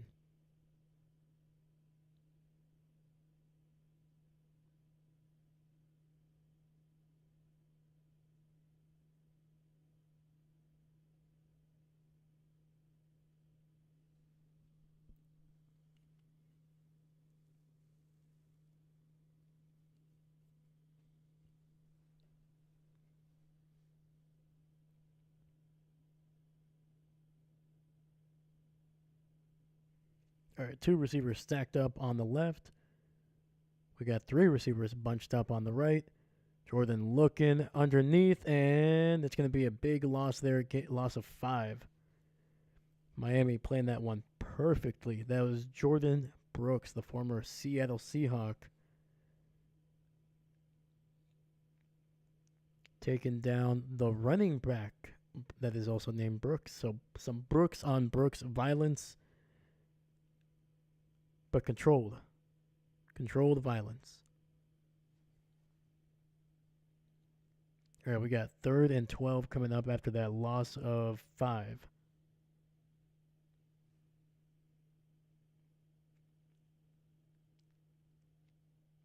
Kraft in motion to the right. Pressure, and Jordan going to throw it, and it's caught by Jaden Reed, I believe. But it's not a first down. That was a gain of about 9. So 4th and 3 coming up. How did Reed snag that one-handed?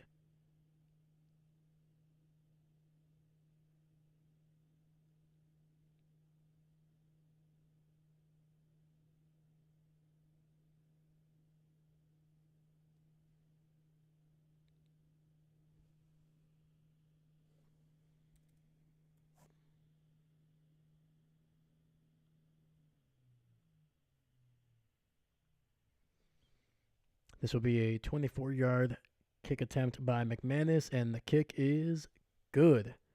Packers continue to stretch this lead.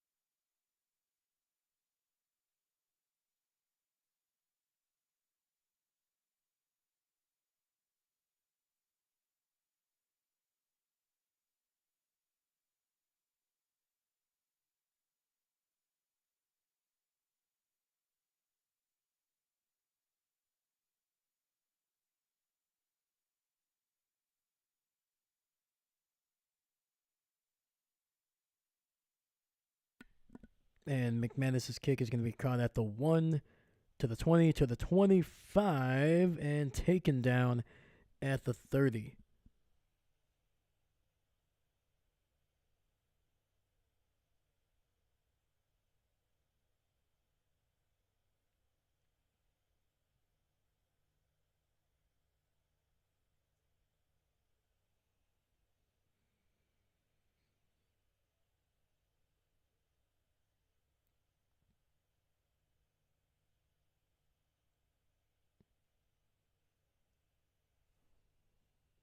All right, we got 7:35. We're nearly halfway through this third quarter.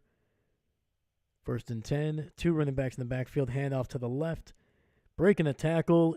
Stiff arming another man. And he's going to get to the 34. Holy cow, man. Big run. I think he's going to be out at about the 45. Maybe. Oh, no. There's a flag on the field.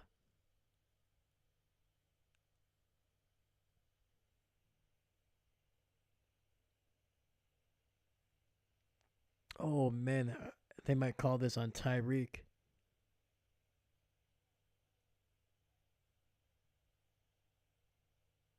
And it is. It's going to be on Tyreek for a holding. And I don't know, man. That's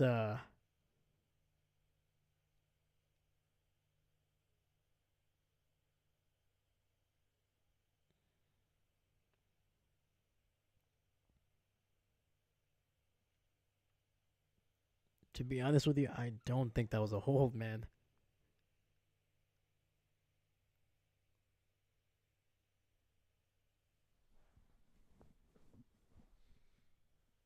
So that'll wipe away a run that got them into Packer territory. So 1st and 8 coming up, and gets it to a wide open Giannu Smith, who fumbles the ball, but it goes out of bounds at the 47.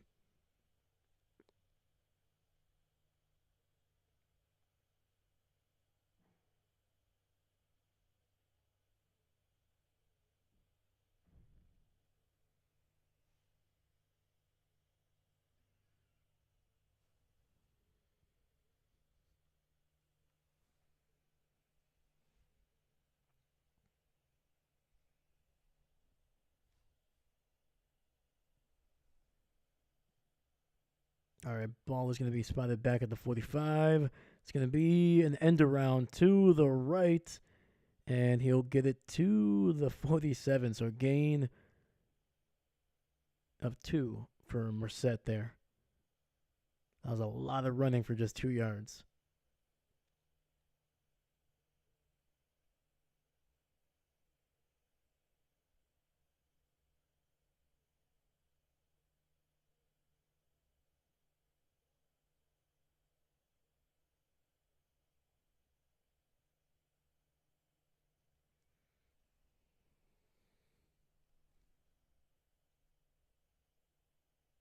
All right, we got 2nd and 9, the ball at the 46. Empty set for Miami. 3 receivers to the left, and it's going to be a catch by Washington, the rookie. I think forward momentum might get him the first down here.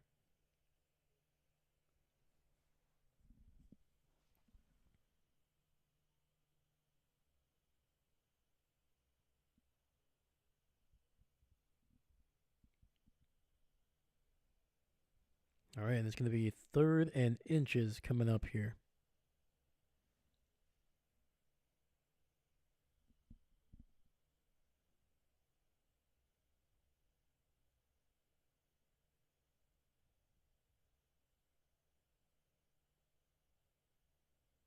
And a run, and it's going to be taken down. Mostert unable to get anything going. Actually lost almost 2 yards on the play. That was JJ Enigbari. Oh, the fullback just never got a piece of JJ there.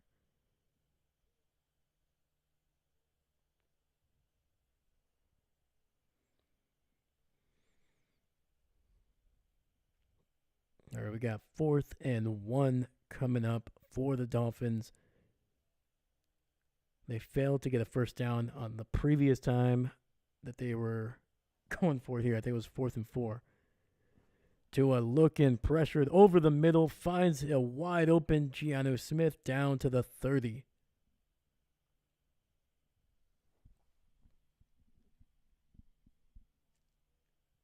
Dude, I don't know. I do not understand how Smith just keeps on getting wide open, man. You got Quay Walker not covering a single person.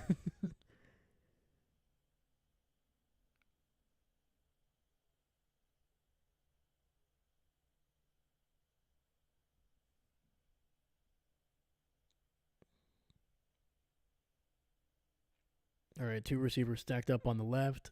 Ingold in motion, fakes the handoff to a quick throw, and that's going to be another first down, this time to Jalen Waddle. Gain of about 16 on the play.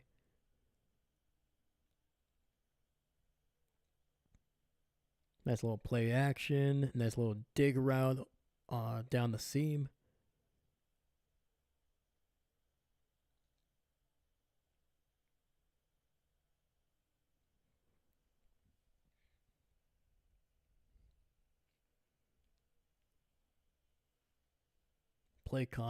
Game clock is under 2:50 here. Tua looking, gonna dump it down underneath to Devin Achan, and he's gonna get into the end zone.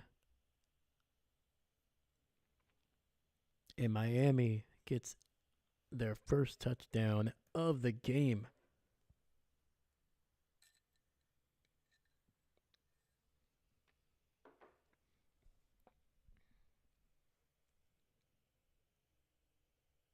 And it looks like Miami is going to go for two here, trying to cut it to a 16-point game.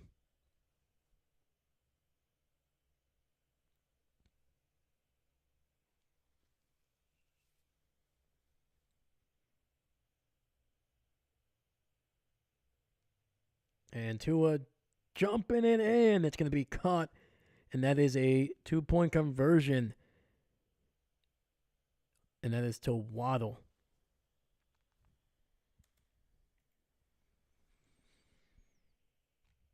Yeah, I did not like how the Packers defense responded to that. It's not even about giving up the touchdown. It was just the way that, just the yardage, just the massive, massive chunks of yardage. It's one thing if you let, if they're getting, 4, 5, 6 yards at a time, no big deal. But when you're giving up 15,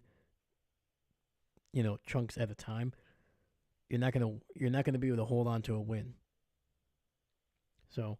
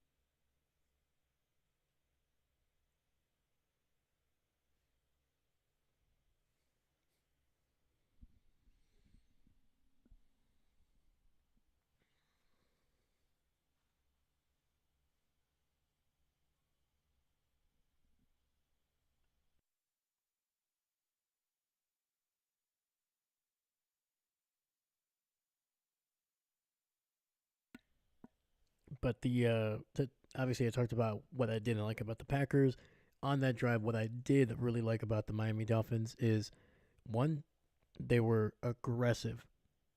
They weren't just willing to take the stuff underneath. They were willing to be patient and let the routes develop deep down the field. And they were really attacking the seams,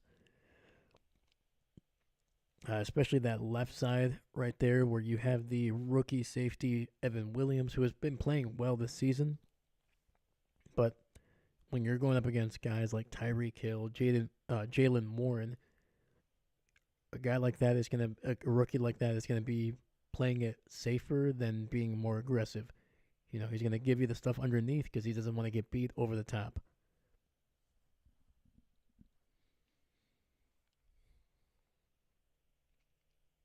On top of that, Tua a lot more accurate with his passes, especially down the field.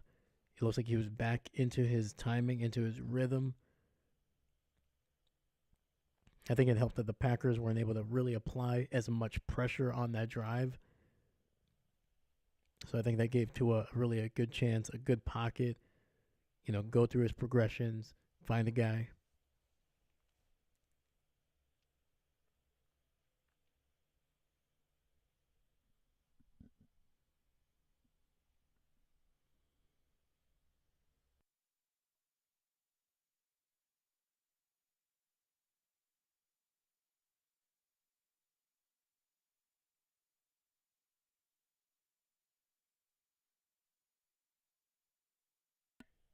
All right.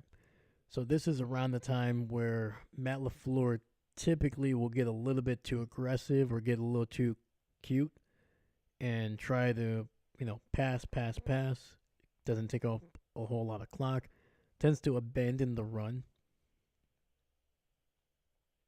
So I'm hoping that they don't.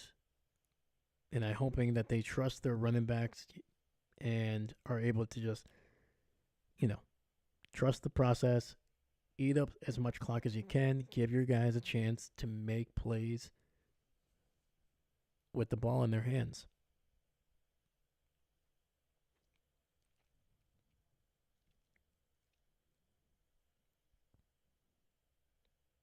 All right, we got Reed and Wicks on the right, Watson alone to the left. In the shotgun, quick pass, and Wicks able to break a tackle, and that is going to be a first down for the Packers. Just a nice 5-yard out route. Was able to get past the defender there and just turn it upfield for a gain of 11.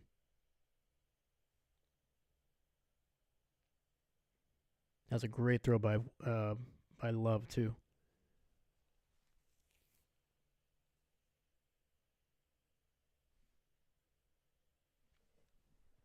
Yes, we are still in the third quarter. There is 2:17 left in the third quarter. We do have Jordan Brooks for the Dolphins. He is down on the ground.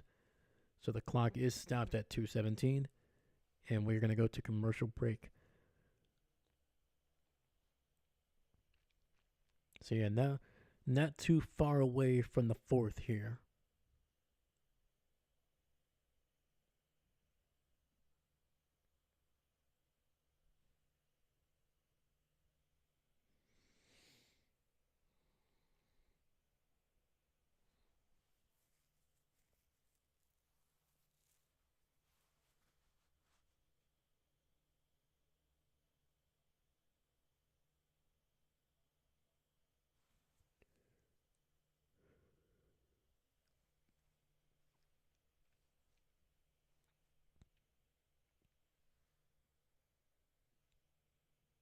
Yeah, it feels like this game is going to be going a little bit late here on Thanksgiving. Honestly, they probably should have started sometime around 11. Maybe started the second game around 3 ish. And then probably move this game up at least to like 6:45 or something.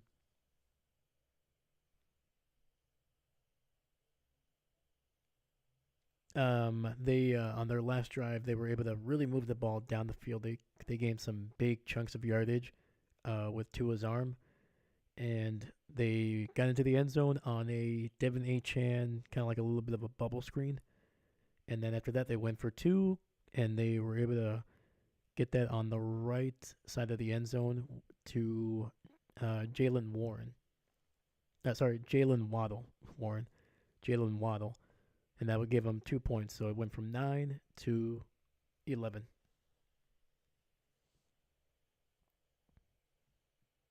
Yeah, so they went for two.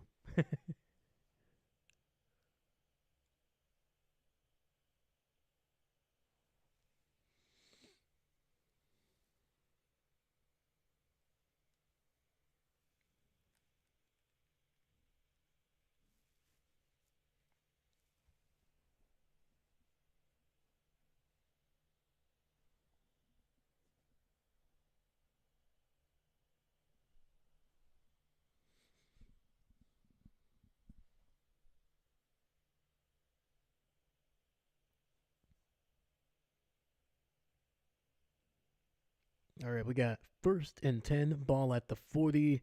Quick throw, and it's going to be batted down and incomplete.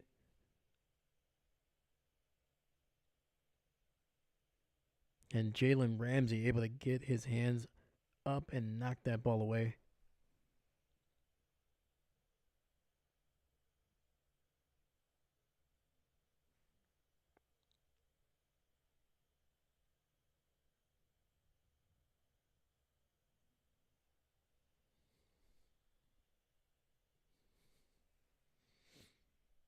All right, we got 2nd and 10. Jordan going to throw it underneath to Wicks, who is going to be able to be knocked forward by a Miami defender and gain about 8.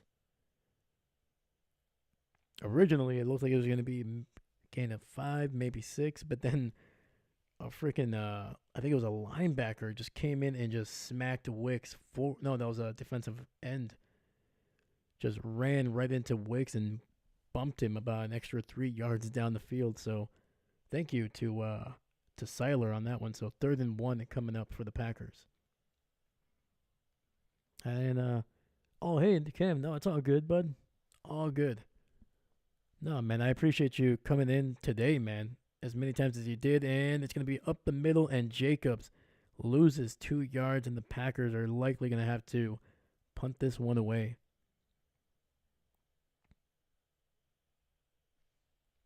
But hey, man, thank you so much for spending some time on your Thanksgiving as well with us, man. But no, it's all good, man. Yeah, we're going to be doing the Friday game, and then we're going to do one on Monday night. So nothing on Sunday. I'll be spending some time with family. So, but yeah, man, all good, dude. But hopefully your Thanksgiving is now not only did it go well, but hopefully it's continuing to go well, man. Happy Thanksgiving to you, man. And Wayland's punt is going to be downed at about the 18.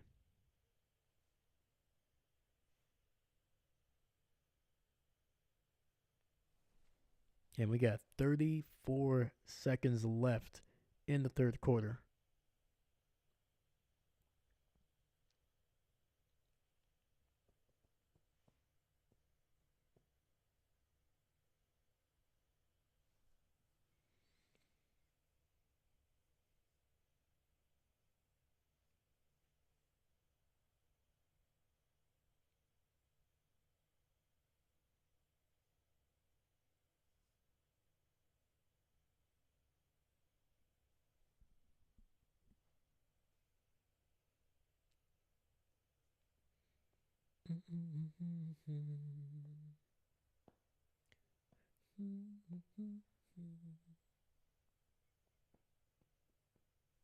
All right, we got first and 10 to a play action. And again, finding a man down the field, Tyreek Hill, gain of 13. The Packers have to do something here, man. They are giving up just massive chunks of yardage.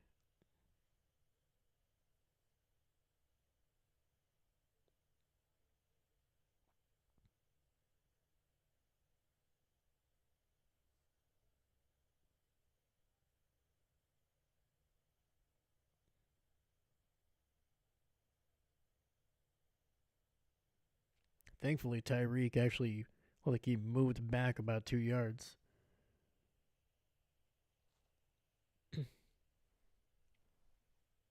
And we have a Dolphin down on the ground here, down on one knee.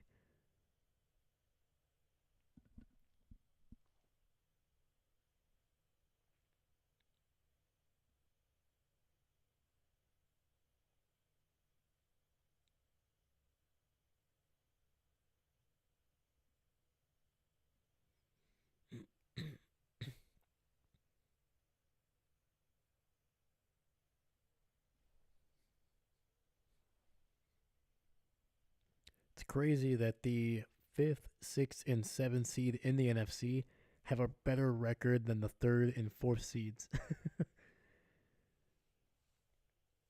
Yeah, the Seahawks and Atlanta Falcons are both 6-5, while the Minnesota Vikings, who are the fifth seed, are 9-2. The Packers are the sixth seed at 8-3, and then the Commanders have the final seventh pick, seventh spot at 7-5. So it's gonna be a handoff to the left and gonna stretch it out. Gain of 3, and that'll take us to the final quarter here in Green Bay, Wisconsin.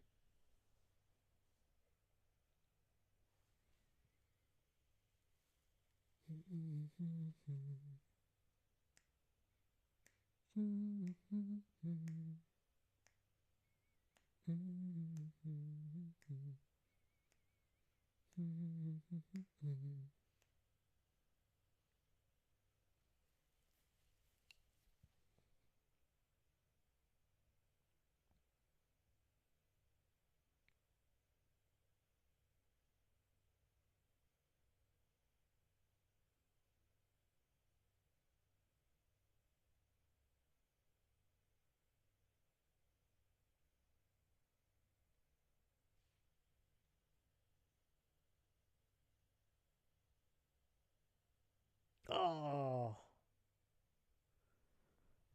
I'm sorry, buddy. mm.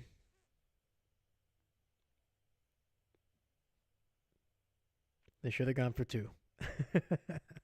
Should have gone for two, man.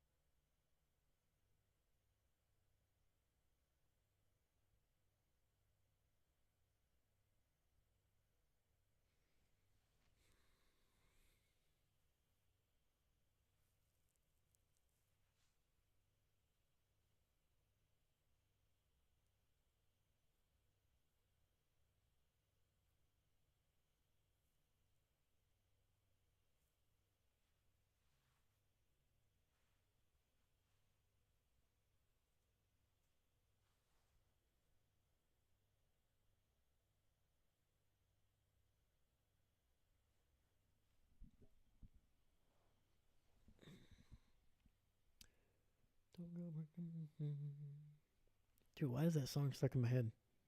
Don't go breaking my heart.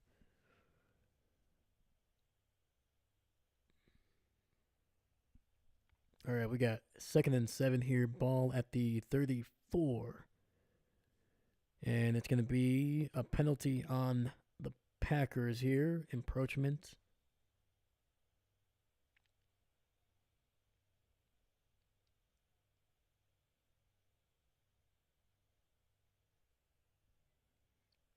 And that was on the former, or the first round pick, Devontae Wyatt, from 3 years ago at this point now.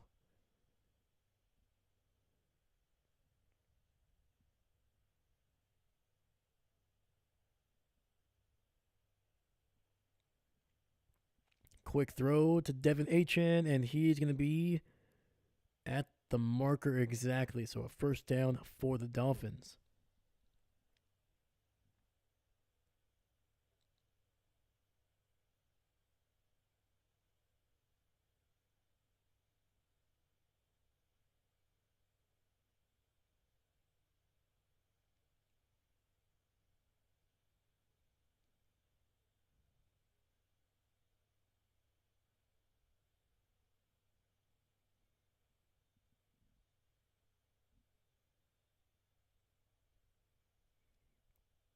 All right, 1st and 10. Achan in motion. Tua throwing it over the middle. Wide open is Tyreek Hill, and he will get it to the 34. All right, this Packer defense way too lackadaisical, man. Those dig routes are absolutely killing them.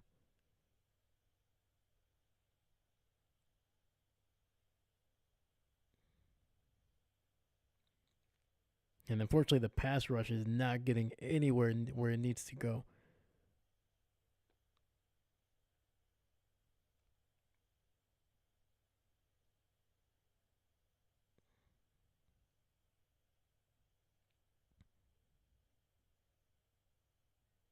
All right, Packers have 6 on the line, and it'll be a run of 1, maybe 2 for Devin Achan.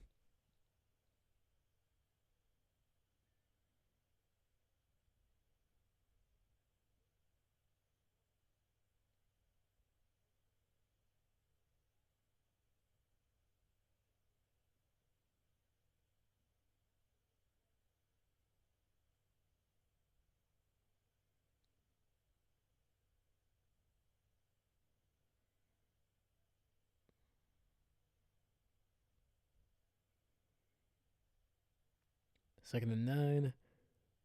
Single receivers on each side, and it's going to be a quick throw underneath, and McDuffie able to bring down Achan for a gain of 2.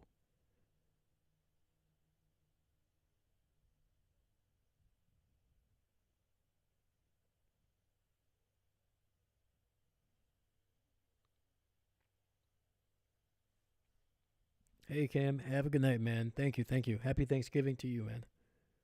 Thank you once again for spending a little bit of time with us here on your Thanksgiving. Cheers, brother. All right, we got third and six, three receivers on the right, two to the left, empty set, and Rashawn Gary wide open, and Rashawn Gary unable to get to him. Odell Beckham just wide open down the field, man. Jesus.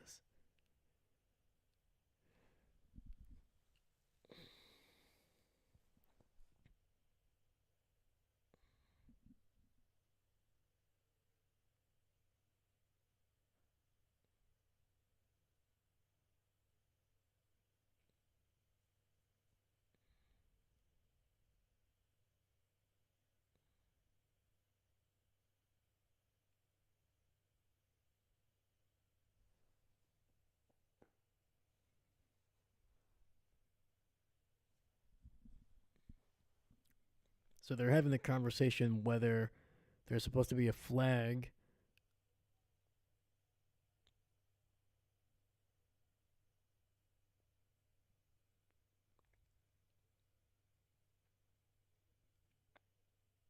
And luckily, there's going to be none.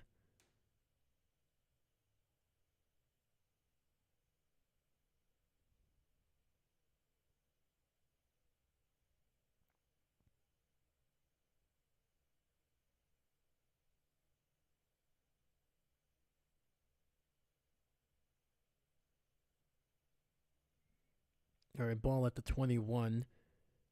Fakes the toss over the middle, wide open to the 11.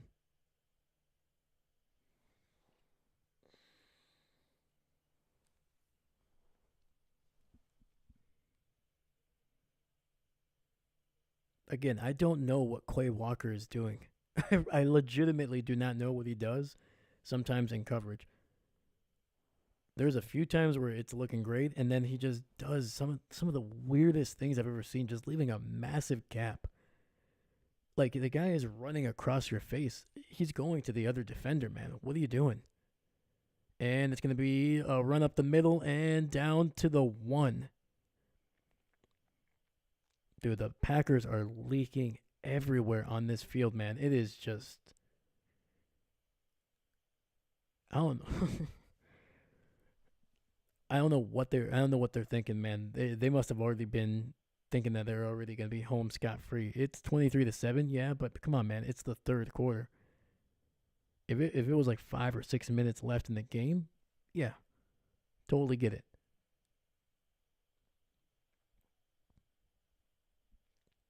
All right, ball at the 1.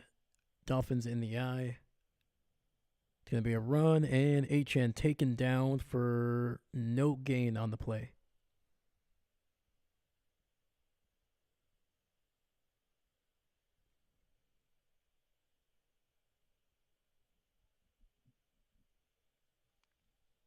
No, and I'm right there with you, Dahlia. It's all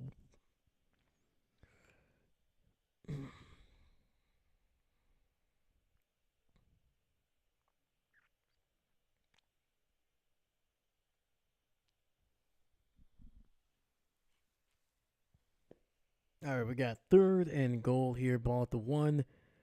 Play action. Tua gonna nearly found Giannu Smith. That was Keyshawn Nixon on the coverage, so great job by them. And I mean, Miami has to go for it here. Field goal really does nothing, really. It still would be a 2-possession game. So right now it would be 2 touchdowns and 2 2-point conversions just to tie it. A field goal, all it makes it is that you would need two touchdowns, and the extra point for each would give you the lead. And Tua is going to be taken down for a sack. There is a flag on the field. We will see what that is. Please, please, God, don't let it be on the Packers. It did come from the backfield, and it's going to be on the Dolphins. And there it is. They decline it. It'll be turnover on downs. First down, Packers.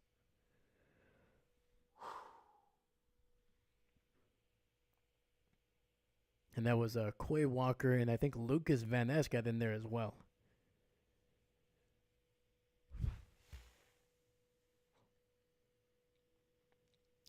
See, it wouldn't be a Packer game if there was not a little bit of anxiety, right?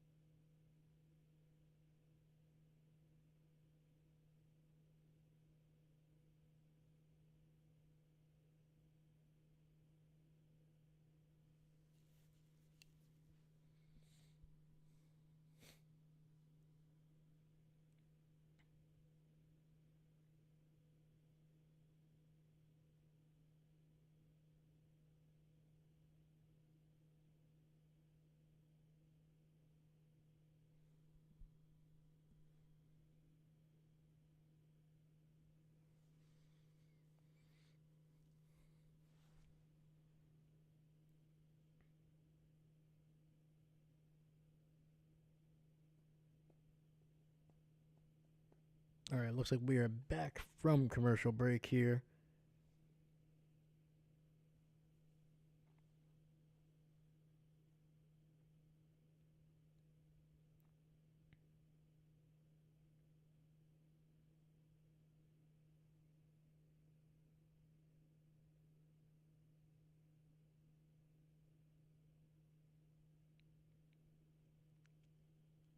All right, Green Bay, Jordan under center, ball at the 12, single back in the backfield. Two receivers to the right. It's going to be a handoff to Jacobs, and he's going to get to the 16-yard line, gain of 4.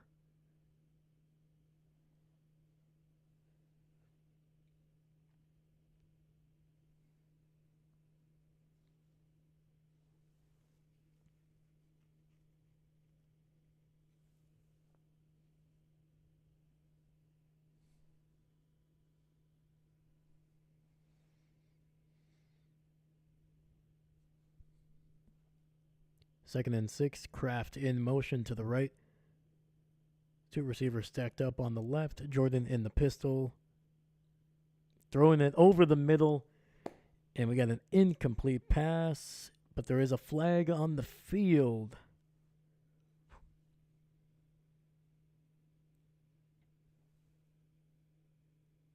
And it's going to be a holding on Miami here. So that'll be an automatic first down for the Packers.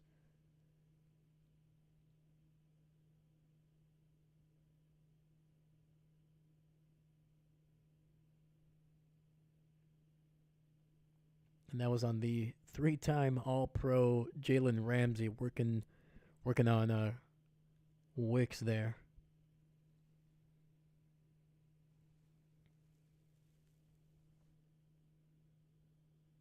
All right, we got the ball at the 16, first and 10. It's going to be a throw to Kraft, who's wide open, 25-30, down to the 32.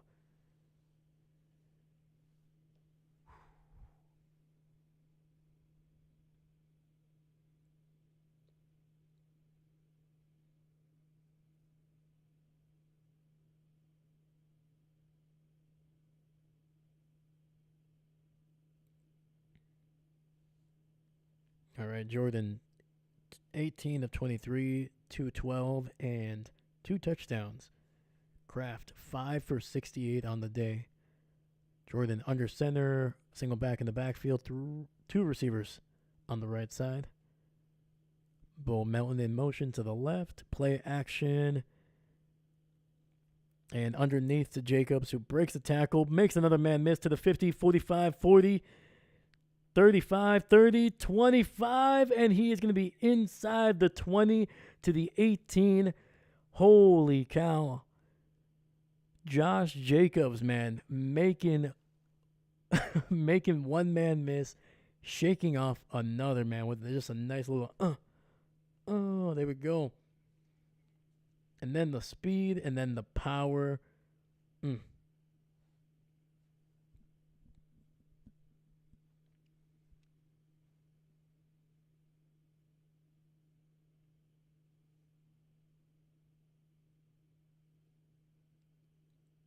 All right, officially at the 19, 1st and 10. Quick throw, and it goes right through the hands of, oh no, are they saying this is a fumble?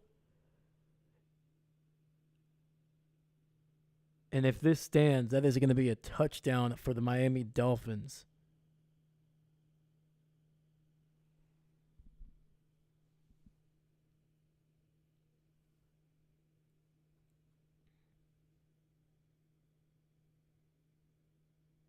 Nope. It was a forward pass. So we got 2nd and 10.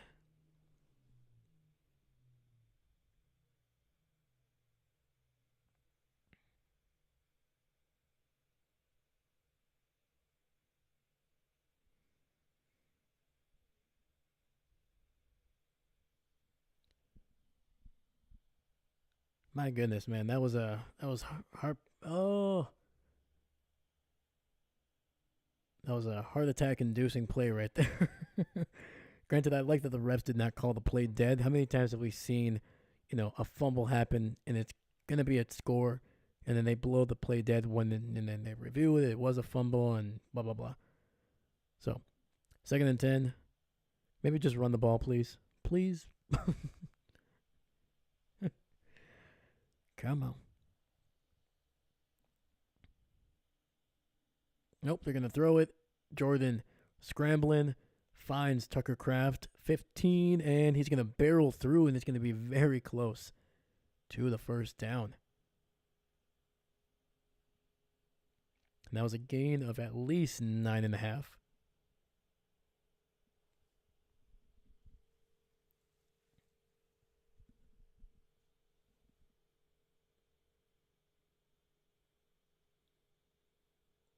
I like that that Love just kept his composure, didn't try to do too much, just move up in the pocket, slide, find your man.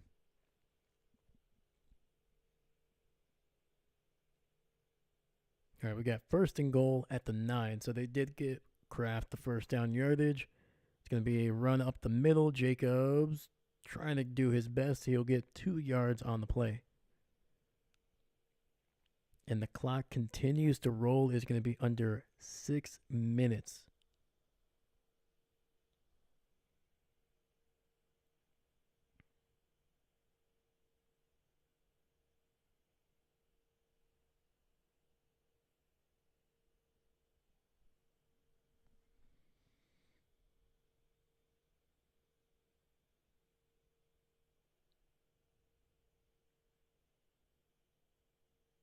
Second and goal, ball at the 7-yard line. 3 receivers bunched up to the right. It's going to be a handoff to Jacobs. He makes a man miss and will get inside the 5 down to the 4.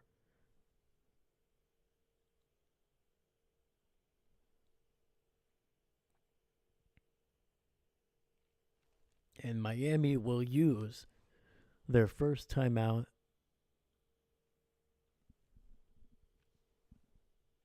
Stopping the clock at 5:25.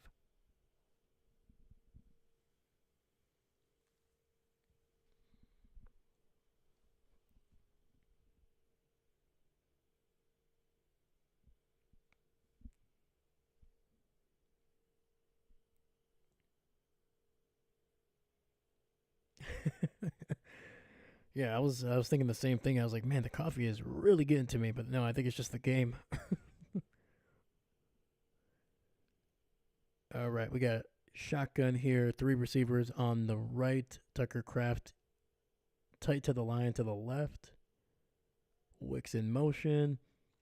Jordan, quick throw, and gets it to Wicks. He is going to be taken down inside the one, literally about the length of the football away. There is a flag on the field, though. It's a late flag. Oh, boy. I think there was some fighting. There was some fighting.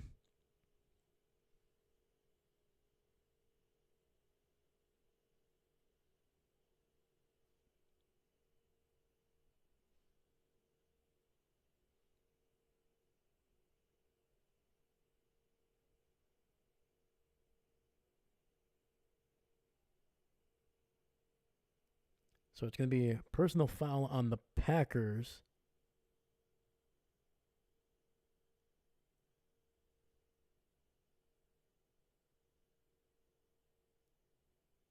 So I'm wondering if this is. I mean, that is very close by Wicks. Very, very close.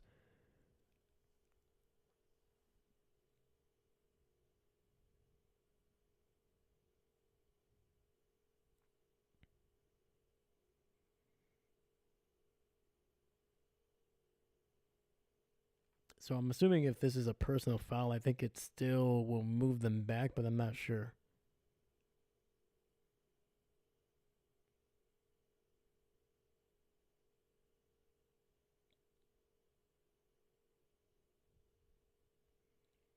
Either way, this will be a 33-yard field goal attempt.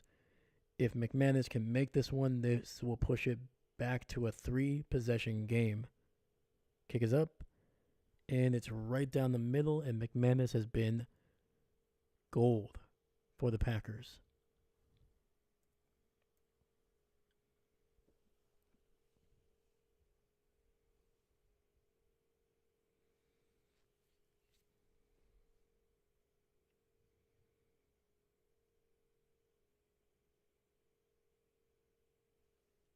Let's go, baby. That's what they needed.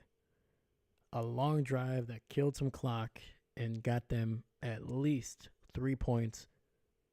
And that pushes it, once again, to a 3-possession game, 19 points.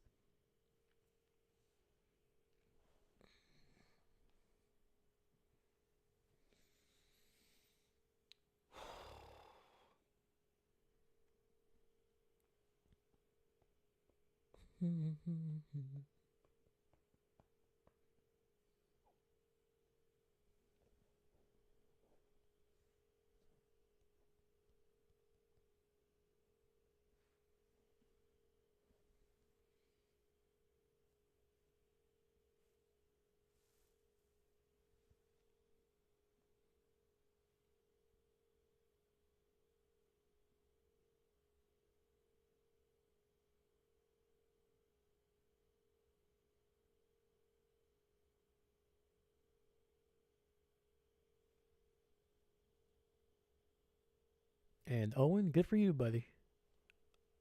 Remember, guys, drink your water.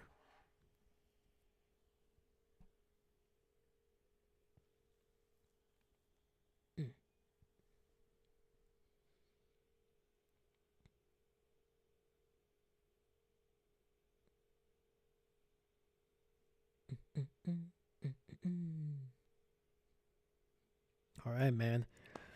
Let's go, man. We got about 5 more minutes, and hopefully, most likely, we will be celebrating a Packer victory here on Thanksgiving. And they better give my boy Love his turkey. All right?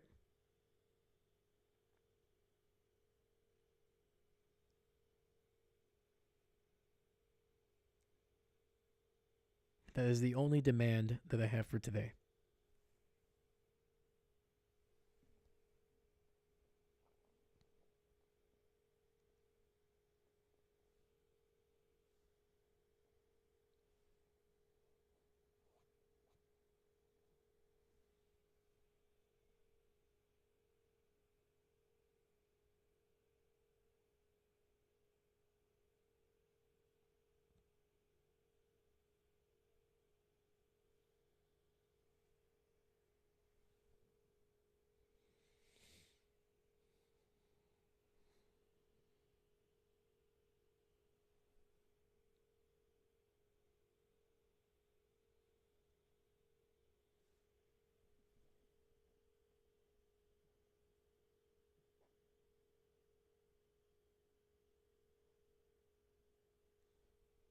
And it's going to be returned here to the 30 and taken down at the 33-yard line. And that is Washington, man. He's been doing a pretty darn good job of returning these kicks in the second half.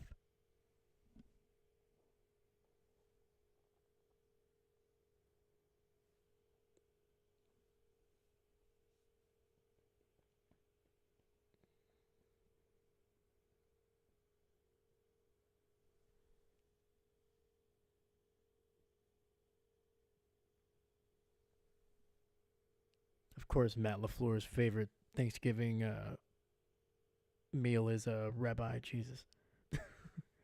First and 10. Tua looking, and he's going to be taken down for a sack. And that is Kenny Clark.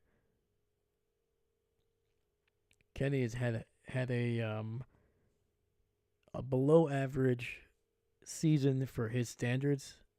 The guy is, I believe, 28, and he's playing in his 8th or 9th season. And pressure, gonna throw it underneath, and that'll be a gain of about 8 or 9.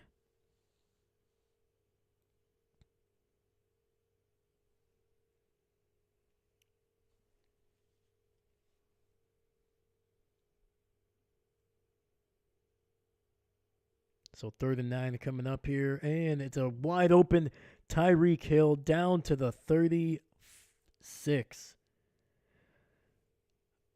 Nobody was on him. Not a single person. Come on, guys. Get it together. Not saying you play man, but somebody's got to be within the vicinity of somebody that fast. Throw underneath, and that'll be incomplete. It goes right through the hands of the rookie receiver.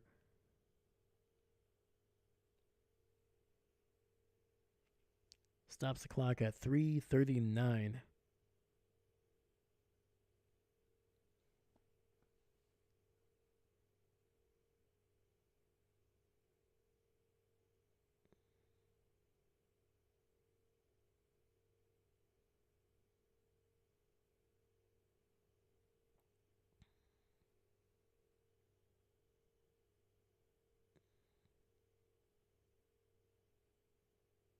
All right, empty set here. 3 receivers to the left. He's going to throw it underneath to Waddle, and he'll get about 9 yards down to the 27. Clock continuing to roll. We got 3:20 on the clock. 3:20.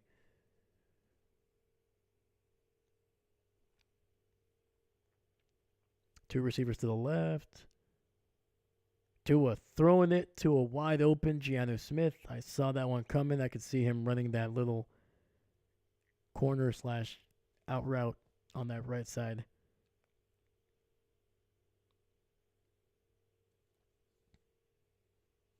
And he was able to get out of bounds, so that'll stop the clock at 3:08.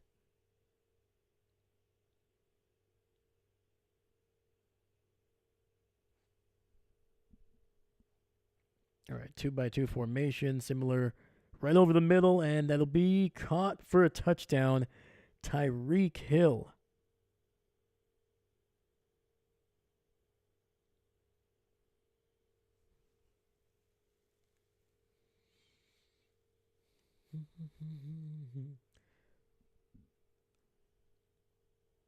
And that ball was actually batted. It was actually intended for Giannu Smith. Xavier McKinney able to get his hand on it, but it popped up and backwards. And there was Tyreek Hill.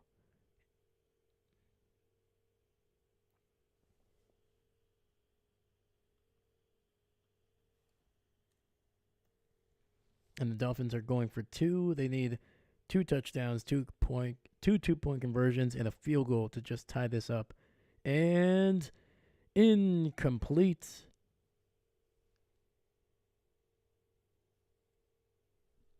All right, and the lead stays at 13. We got 3:04 left in this game.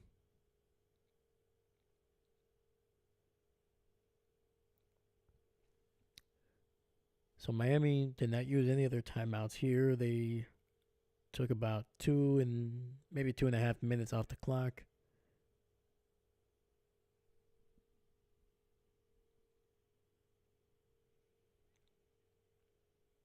So in all likelihood, they're gonna attempt a 2 point an onside kick here because they are definitely not gonna have enough time to be able to get the ball back.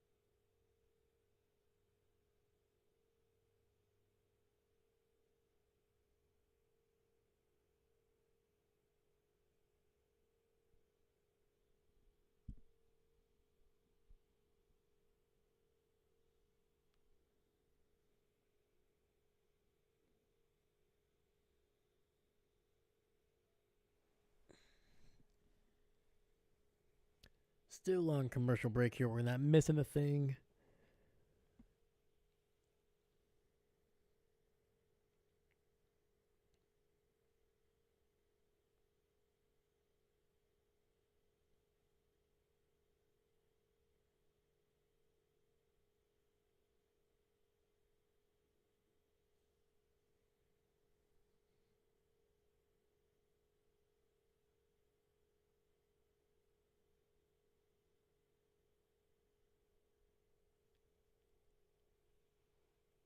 So Josh Jacobs at this point needs 12 more yards to hit 1,000 on the year.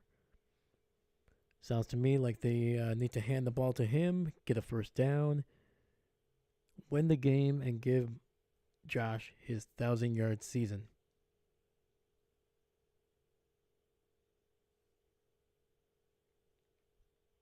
All right, we got an onside kick coming up here.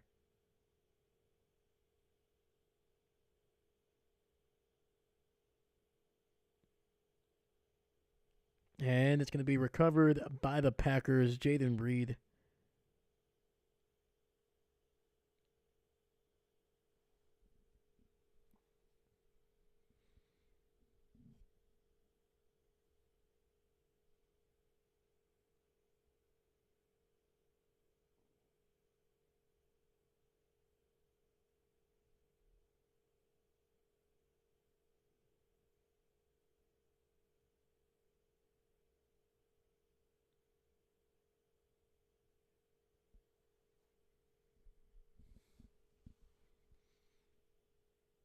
All right, Green Bay has the ball at the 49 of Miami.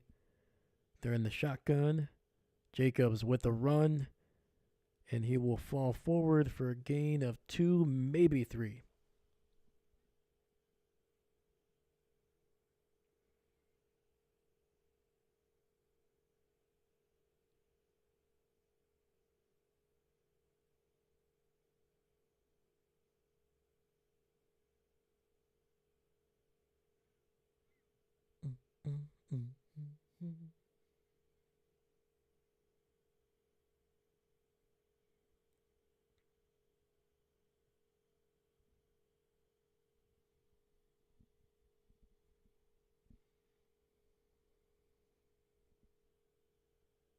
All right, 2nd and 8. Ball at the 47. 2 receivers to the right. Love in the shotgun. Another handoff. And Jacobs going to get absolutely destroyed in the backfield. What the heck was that, man? Like, nobody blocked Seiler. How do you let a guy that is literally like 320 pounds squeeze through? Come on, man. So that'll be a loss of 3. So Jacobs is further away from 1,000 yards than he was when this drive started. Miami uses their second timeout here.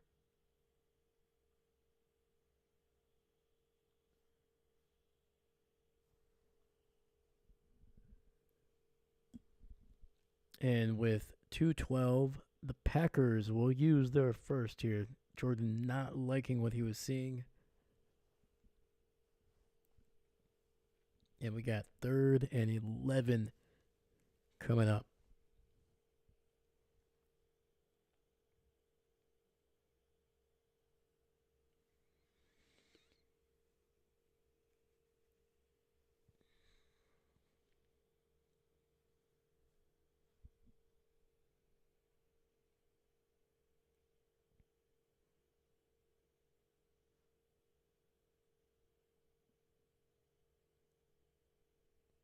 All right, 3rd and 11, 3 receivers to the left, ball at the 50.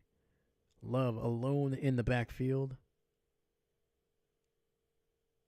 Dropping back, has some time, throwing it deep down the field, and that is going to be great defense, man. I know Watson is looking for a flag, but that was just really good defense.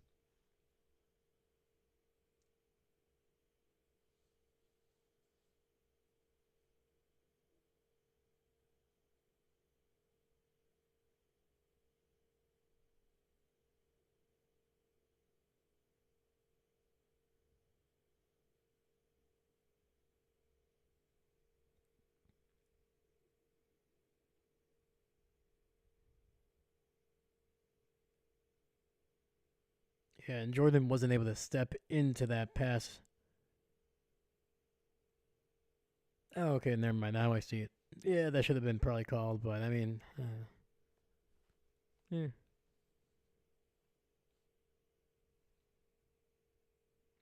And there's going to be a flag. I think this one might be on Matt LaFleur. Oh, no, that's a delay of game. It's going to be declined. Oh, man, Matt is hot. Matt is, yeah, he's definitely not happy.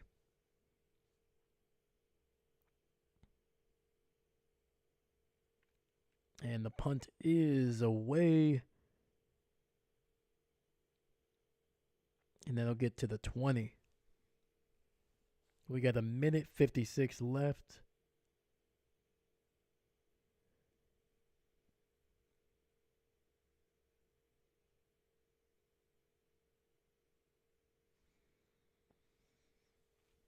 Oh, boy.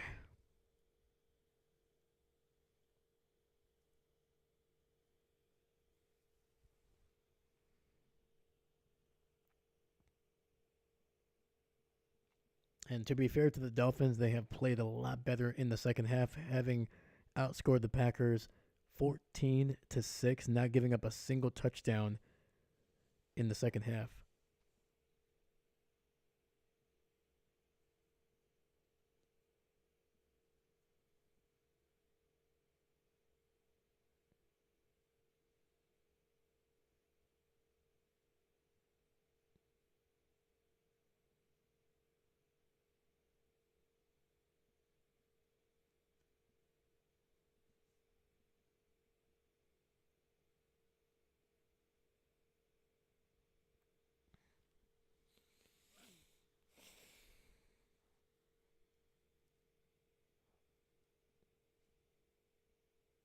All right, so obviously it's getting a little late here, so I'm going to do some of my wrap up stuff now. That way, keep you guys here. But Packers in the first half looked very good. A little bit, they got a benefit of a few penalties here and there. Definitely some turnovers as well to help them get that first touchdown. But none of the penalties were, bad calls or egregious. Just great timing. But yeah, they looked good on offense, obviously putting up 24 points in the first half. Miami just could not get anything going. Gave the Packers an extra chance there with 22 seconds to put up a field goal to really push this one to 21. And then to start the third quarter, a little bit of a slow start, but we're just able to do enough to take away some time off the clock, get some points on the board to kind of push this one into that, once again, third possession that really puts teams' offenses in a lot of pressure to try to take shots down the field that are more, I don't want to say 50-50, but lower chance than something underneath, something that's going to be able to keep a drive going, but also take up a lot of time. So Miami was kind of behind the eight ball to start the second half. They played a lot better. Oh, look at that turducken right there. My goodness. Anyway. But yeah, man. Miami, got to give it to them. They played well in the second half. And it's going to be underneath to, I believe that's HN, gain of a 7. And there is a flag on the field.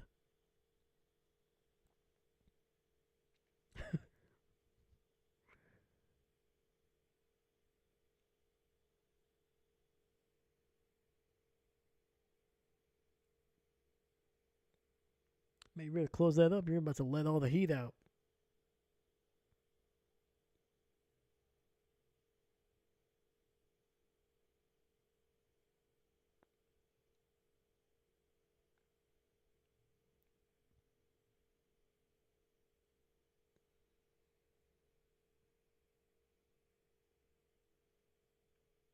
Freaking Leroy, man. Leroy Butler.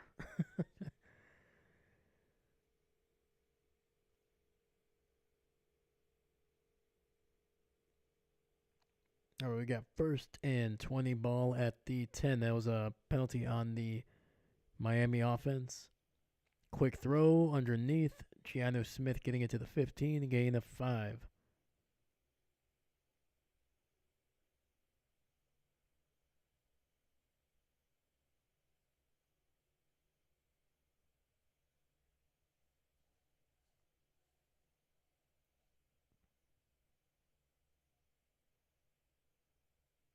Tua looking, and that ball is batted at the line, incomplete.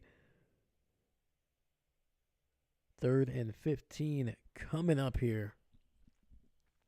All right, so Miami's rest of their schedule, it is the Jets, Texans, 49ers, Browns, and Jets. So once again, if they can get victories over those 4 teams or 4 games where they face 3 different teams that are under 500, that'll get them to 9 victories. And if they can steal one from the Houston Texans, who have been playing very up and down over the last month, which is very possible for them to get a win.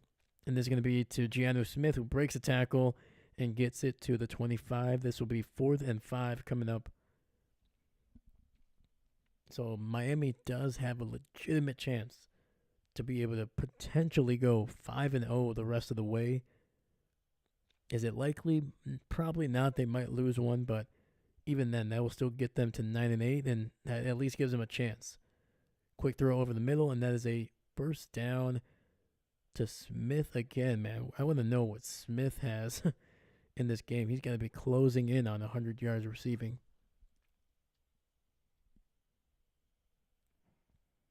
All right, 4 receiver set. Tua throws underneath, and Mustard brought down. And I think Miami is going to use their final timeout here to stop the clock with 30 seconds left.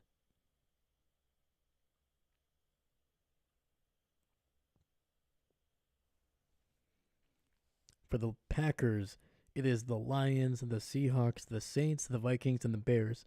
So they got 3 division games. They already beat the Bears. They lost to the Lions and the Vikings, so they need to get wins from both of those to be able to really try to get a chance to get either the division lead or at least a little bit higher of a seed. Because right now they're firmly in 6th, but if they can get a big victory over the Vikings and have the Vikings lose 1 or 2 over the next 6 here, or the next 5, they should be able to get the 5th seed here, because I don't think they're going to be able to catch the Lions, but it is possible. And Tua is brought down for another sack, and this one is Brenton Cox, the undrafted free agent. That is the Packers' fifth sack of the day. And from the looks of it, that is going to be the final. Nope, never mind. The Dolphins might snap the ball here one last time. They do. And it'll be it. And the Packers get a big victory here on Thanksgiving. 30-17 over the Miami Dolphins. Heck of a game, man. Packers now 9-3, matching their win total from a year ago with 5 games to spare. Talk about a freaking improvement, or a potential improvement at the very least.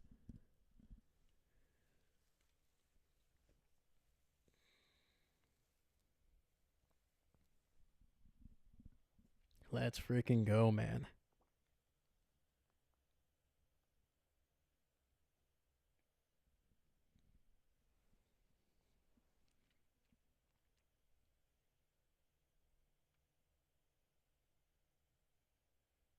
It's a tough one for the Dolphins. They dropped to 5-7. Obviously, the margin of error a lot closer now. It was always going to be like that when they were 2-6 before rattling off 3 victories to get them to 5-6. So yeah, man, it's I still believe in the Dolphins. I think they can get a big victory over the next couple of weeks here. I can see them easily going 4-1, maybe 5-0, if they can knock off the Jets twice and then at least beat the Cleveland Browns and the 49ers. They're gonna have an opportunity, man. It's gonna be slim chances the rest of the way, no matter what, but it's gonna be possible. So, and the Packers, man, once again, they looked great in the first half. Second half really started to slow down. I think they were playing a little bit safer, but they got the win. 30 points is nothing to sneeze at, no matter what. And the defense held a very good offense to under 20 points. I don't know what more you could want on a Thanksgiving night, but a Packer victory, I will take that every time, man. So, I'm going to stick around just a little bit here just to kind of see what the interview is. If you guys want to stick around, please do. But if not, I get it. It is late. And if you're on the West Coast, it's probably even later than what it is right here where I'm at. So thank you guys so much for joining us for 3 Thanksgiving games. You know, we had Chris, we had Cam, we had Seastrom, we had Dahlia in here. I believe there was George Costa. He was here on the previous game. Owen was here. Yeah, man, it was a great day. Thank you guys so much for spending some time on your Thanksgiving away from your families or even with your families, whatever, spending it with me. Thank you. It means the world. Thank you so much. And yeah, we got one more game tomorrow. That'll be the Black Friday game. I think it's an early-ish afternoon. And after that, no games on Sunday. But then we'll be back for Monday night. Oh, sorry. I might be... sorry. I'm not the West Coast. I'm talking about the... the East Coast over here. Jeez. My goodness. Yeah, if you're on the East Coast, it's almost... it's closing in on midnight here. I've been at this for a couple hours, guys. Been at this for a couple hours. I know time zones, right? Maybe. Sun sets in the west, rises in the east. But anyway, I'm going to mute this just for a bit because I do want to see this interview. I want to see my boy Jordan get his turkey.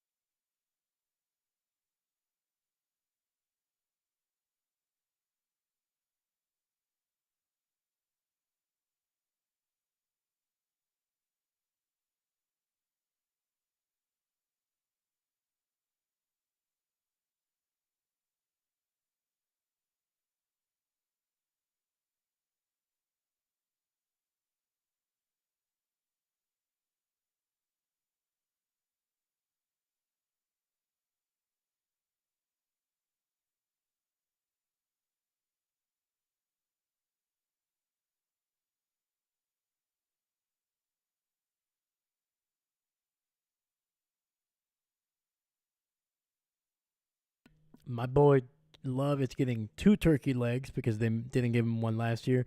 And on top of that, he won the John Madden Thanksgiving Trophy. Let's go.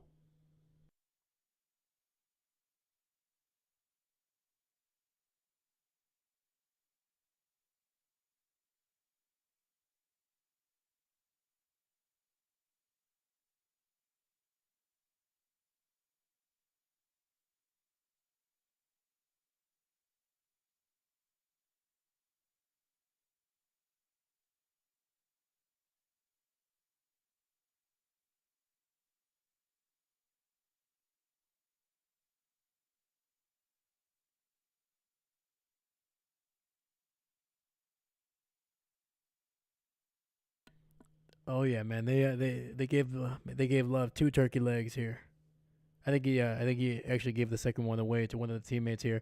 We got about 6 or 7 guys that are eating these turkey legs, and just the reactions on their face, man. I can't tell if it's delicious or if it's not, because all they're doing is laughing really really hard. So it's hilarious.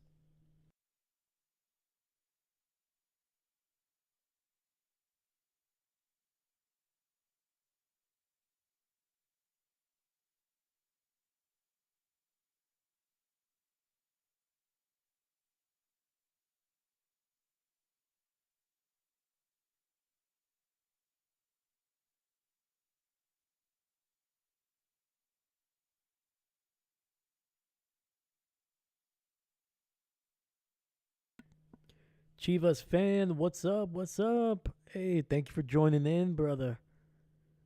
Did you watch the game? Let me know what you thought, man. Packer win, you can't complain, baby. Thank you for popping in, my friend.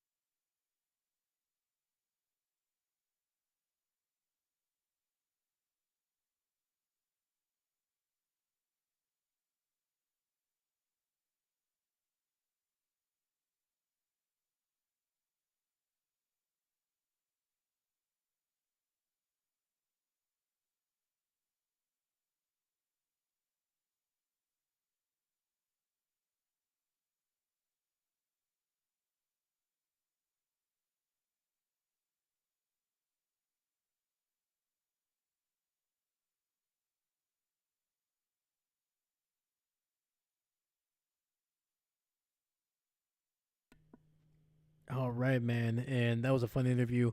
Of course, Jacobs, the man who carries the rock, is the one carrying that turducken into the locker room for everybody to have. Man, there was mac and cheese, there was some pudding, there's a lot of stuff around that thing too, man. That thing looked delicious. And Jacobs was scarfing down that macaroni, man. He was just going hard. And there it is, man. Jordan Love digging into that turkey leg. My boy finally got his turkey leg, has 2 victories on Thanksgiving, undefeated. Last year he beat the Lions. This year he takes down the Miami Dolphins. What a freaking day, man. What a freaking game. And what a Thanksgiving it has been. I want to say thank you to everybody. Once again, I think I already said that before, but trust me, man. You guys spending some time watching me watching football on Thanksgiving, like there's a lot of things that everybody could be doing. There's a big reason. There's big reasons to do anything but watch me, and the fact that you guys took time out of your day to watch my face, to listen to me talk about football, and comment, subscribe, or do any of that stuff, man. Seriously, man. There's a lot of things to be thankful for: family, friends, job, health, things like that. I'm also thankful for you guys. Thank you to and thank you for giving me um, the opportunity to honestly, it's gonna sound cheesy, but to chase a dream that I've had since I was a kid. I've always wanted to be in the booth, be like one of those guys like Kevin Burke, things like that, Harlan, to be able to be in the booth, talk about football, watch it, and just have fun doing it. And I'm doing that right now. Yes, I'm not in the booth. I'm not at Lambeau Field, but I am in my house and I'm talking about football. I'm giving the play by play and I'm talking to you guys and we're just having fun. We're talking about the game that we love. We're eating some great food today. Yeah, man. There's as John Madden used to say, there is no other place that I would rather be than right here. So, on that beautiful note, I am gonna end the day. Please, if you if you have leftovers, eat some more, man. It is Thanksgiving. There is no such thing as too much food. Um, hang out with your friends, hang out with your family, and keep it going, man. Thank you so much. Happy Thanksgiving. I love you guys, and we will see you guys tomorrow for one more game. And yeah, that's all I got, man. I'm not even gonna say my tagline at the end, man. So, thank you. Have a happy Thanksgiving and a great weekend. Thank you.